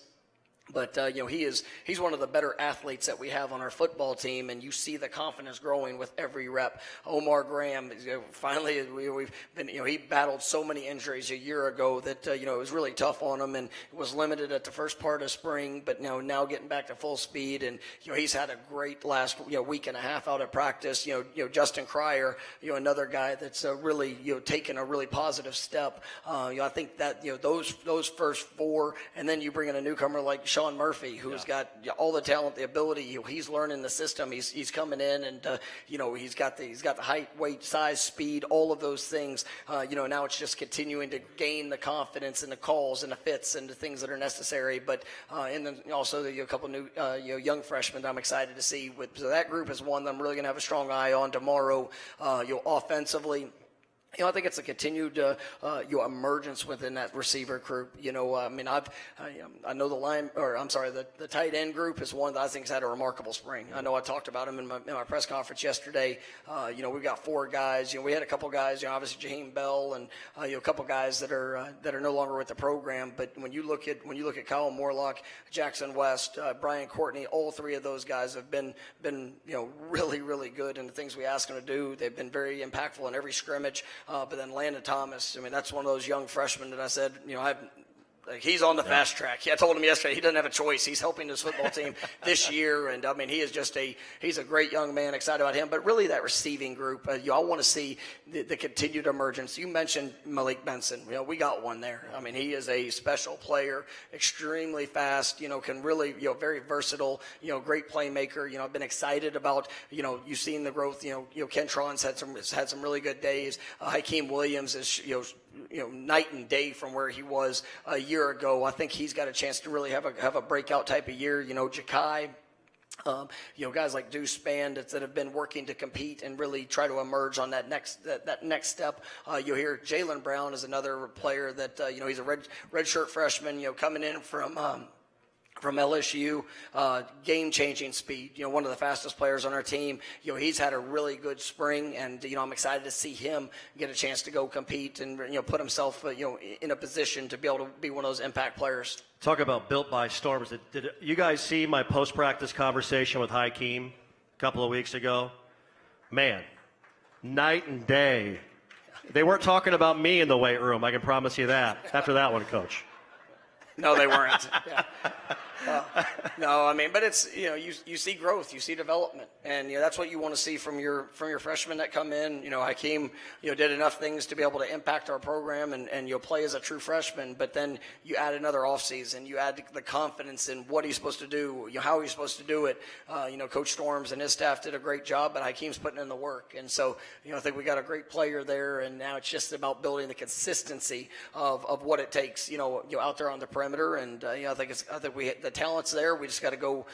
Continue to put that on display. It's not the first thing you start with when talking about a football team, but is there anything better for a head coach when you have two kickers, two veteran guys like Fitzy and Alex Mastermano, where you don't have to worry about that third phase at all with what they have accomplished and their experience, what they know? Well, I mean, we still worry about it because it's still but ultimately it's not about what you did. It's about, are you going to be better?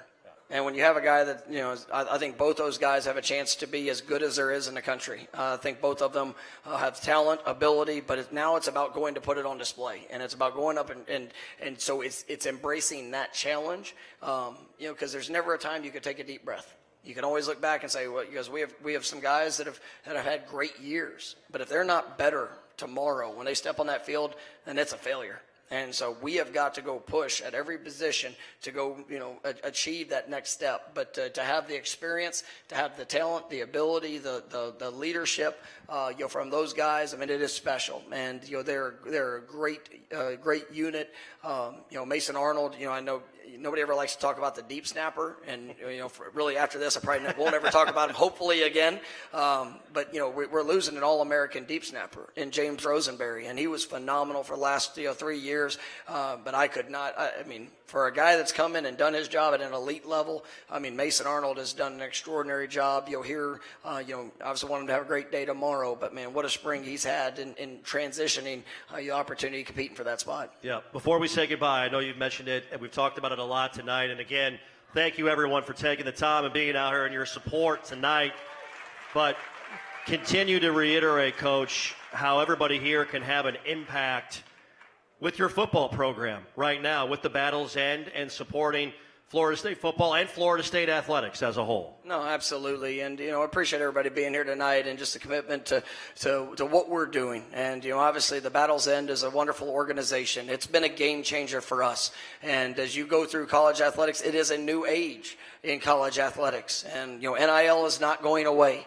Right, and ultimately, for our student athletes, the opportunity to benefit from who they are and what they've done, it is something that is that's important. But I'm just so grateful for that organization, and I know as Ingram talked about earlier, when that organization was created, it's the values that are behind the organization. It's making sure that impact is going well beyond, and it's not just what we do, but it's also how we do it. And so just so grateful for what that group has done for us, but also being able to provide those opportunities, and to having a brand and a name that is respected nationwide. And you talk about some of these guys that have been here multiple years. You talk about guys, Jared Verse is such a great great example. He could have left after his first year. He played well enough to go and potentially hear his name in the first round. But he chose to come back. And he chose to come back because, right? No. Oh, we were all excited about it. You go ahead, clap your hand. He chose to come back because, one, he loved Florida State. And I tell people that, like, if he didn't love Florida State, right, he would not have chose to come back. If he didn't believe he was going to get developed, right, to have a chance to do something special on the field, right, who he was off the field, all those things. But also, there was the resources that were there for him to be able to justify a decision like that when you're talking about, putting that on pause, to be able to come back and to represent this university. And he's done that in an incredible way. He's a graduate, right? He's been able to become an All-American. He's going to be a first-round draft pick. And from now until forever, he'll always be a Florida State Seminole. And so...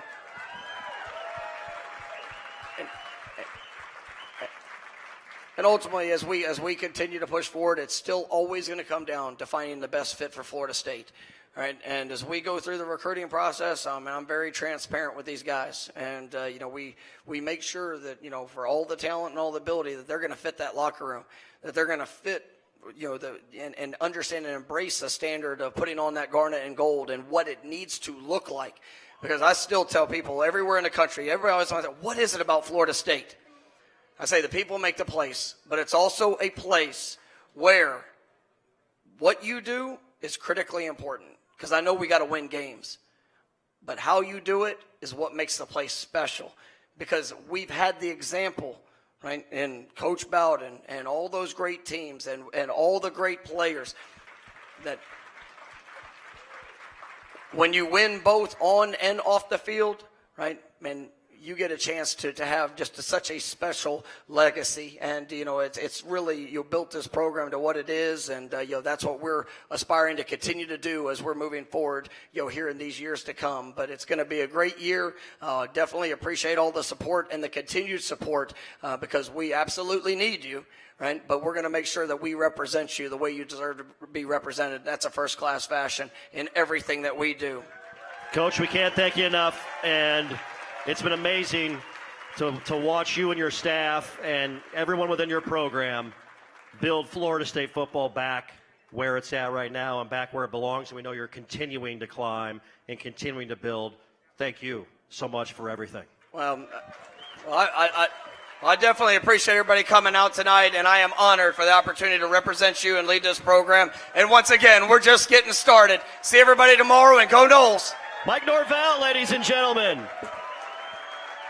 ACC Coach of the Year, Bear Bryant National Coach of the Year, and Dodd Trophy Award recipient.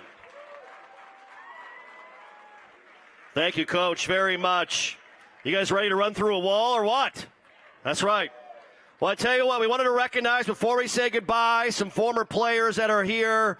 We appreciate you guys coming on out, what you've done for the program, your support, what you continue to do. Big round of applause. Willie Jones Jr. is here tonight in the crowd. Mark MACEK, John Crow, Rick Arrear is here tonight. My guy William Bar None Floyd over there. Yes. And Dan Mowry here tonight in the crowd. His daughter Lucy, an intern that's helped put this great program on here this evening. Thanks to all of our sponsors. One more final reminder. The silent auction will close at 7:30 p.m., and you can register at norvell.cbo.io. And you don't have to leave. You got any line dancers out in the crowd? Anybody? I know Bar None can line dance a little bit. We've got that going on here at the Moon at 8 p.m. Thanks, everybody, for coming out. Big thank you for your support. Ingram Smith and everybody at the Battle's End. Have a great night, everybody, and go Noles. We'll see you tomorrow.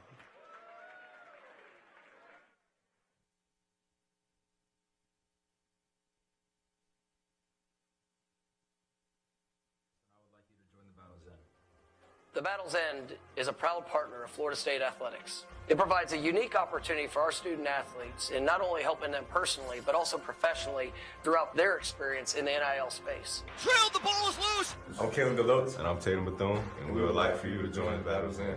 If you want to help support our student athletes, please join Battle's End. Go Noles. Folks, I'm joined by Sean Murphy from Manassas, Virginia, just transferred from Alabama. Man, we're excited to have you here in the room, but excited to have you on the team. Appreciate that. I'm just going to kind of let you give your general thoughts first. You know, like you came from a national championship competing program under the greatest of all time, Nick Saban. What's it been like coming to Florida State? Does it feel similar? Does it feel really different in some ways? What's it been like? I feel like coming here, the mindset is about the same. Like, if you're a web designer, here are 4 Wix Studio features that all starts you've with got to know. Norvell, and I think he gives that to everybody, and he flows that through the whole team, and you can feel it through the whole team. I feel like everybody's together, everybody's one unit. I feel like there's something really special here at Florida State, and I'm really excited about that. How long were you on campus before your first tour of duty? Like, how long did you get to kind of settle in before they threw you to the Wolves? I'd say like a week. I had to do all my physicals and all that, but after that, I just got straight to it. So you're here a week, you go in there, and it's like, hey, this is what we like to do a month after the season. What was the first tour of duty like? It was pretty good. I didn't get ready to say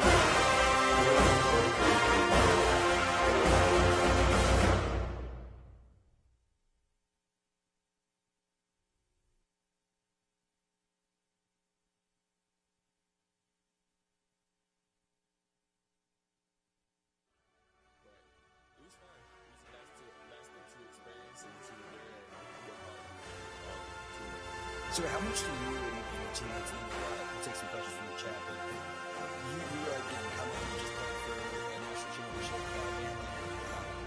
How much you able to share your experience with the team? I guess what I'm trying to say is like, how much does having that experience help you at a different school?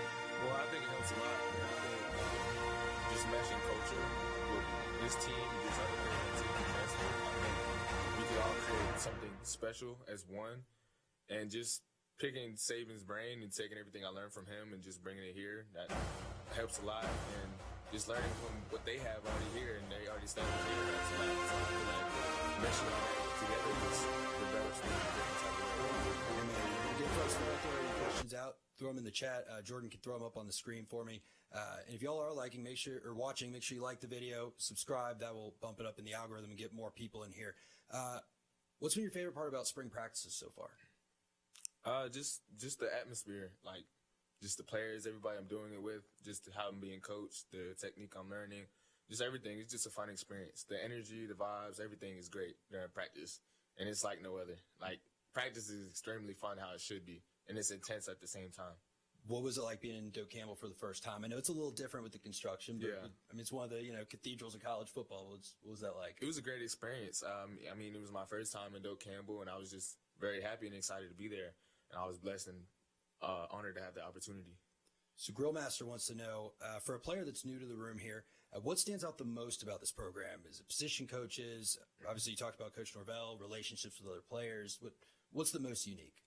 Well, I say the unity. Like, any team could have this amount of great coaches, this, that, and the third, but the fact that everybody's on one unit and everybody thinks the same, everybody works together, everybody knows each other, everybody's very close with each other, I think that separates a lot of programs. So I'm curious. I've been fortunate enough to go see a couple practices. I mean, y'all are moving like a well-oiled machine, period to period. Everyone just knows exactly what to do. Did you get like briefed on that, or is that just you go in day one, the other linebackers who've been here walk you, like are able to say what you're doing and you pick it up? How do you get so on the same page so quickly? You kind of just go with the flow. I mean, you kind of ask around a little bit, like how does practice go a little bit. They'll tell you like how many periods there are, and then you just kind of got to experience it for yourself and just go with the flow, learn what you're doing, and just work through it. So Doug Futch wants to know, before transferring, did you have a favorite FSU moment just as a general fan of college football? I'd say when I was younger, like, I know a lot of kids, when they're growing up, like, playing Little League ball, they watched best jukes, best hits, and I think, or best runs, and I think one of the players I watched the most was probably Dalvin Cook. Okay. In college, and just seeing him run the ball, that was very exciting and electric. Man, he was something else. He was. Yeah, that Orange Bowl game, that was amazing. Good. There's like a little delay, folks. I apologize if I mess up reading yours. It's not your fault. And if y'all have any more questions, please feel free to throw them in the chat. T-Nol2 wants to know, Sean, right after the UGA game, were you fully expecting? I think he means the conference championship game. Okay, I see what he's asking. So after conference championship, y'all played UGA. Got it. Sorry, T-Nol. Right after conference championships, were you fully expecting to get in? Like, did you think FSU might sneak in? What was that like from a Bama player's perspective? I didn't know what was going to happen. I mean, I just prayed, and I know we beat the #1 team, so I had some kind of hope that we would, but I wasn't sure because I knew it wasn't up to me. I just had to wait and see from who gets selected by the committee. One more.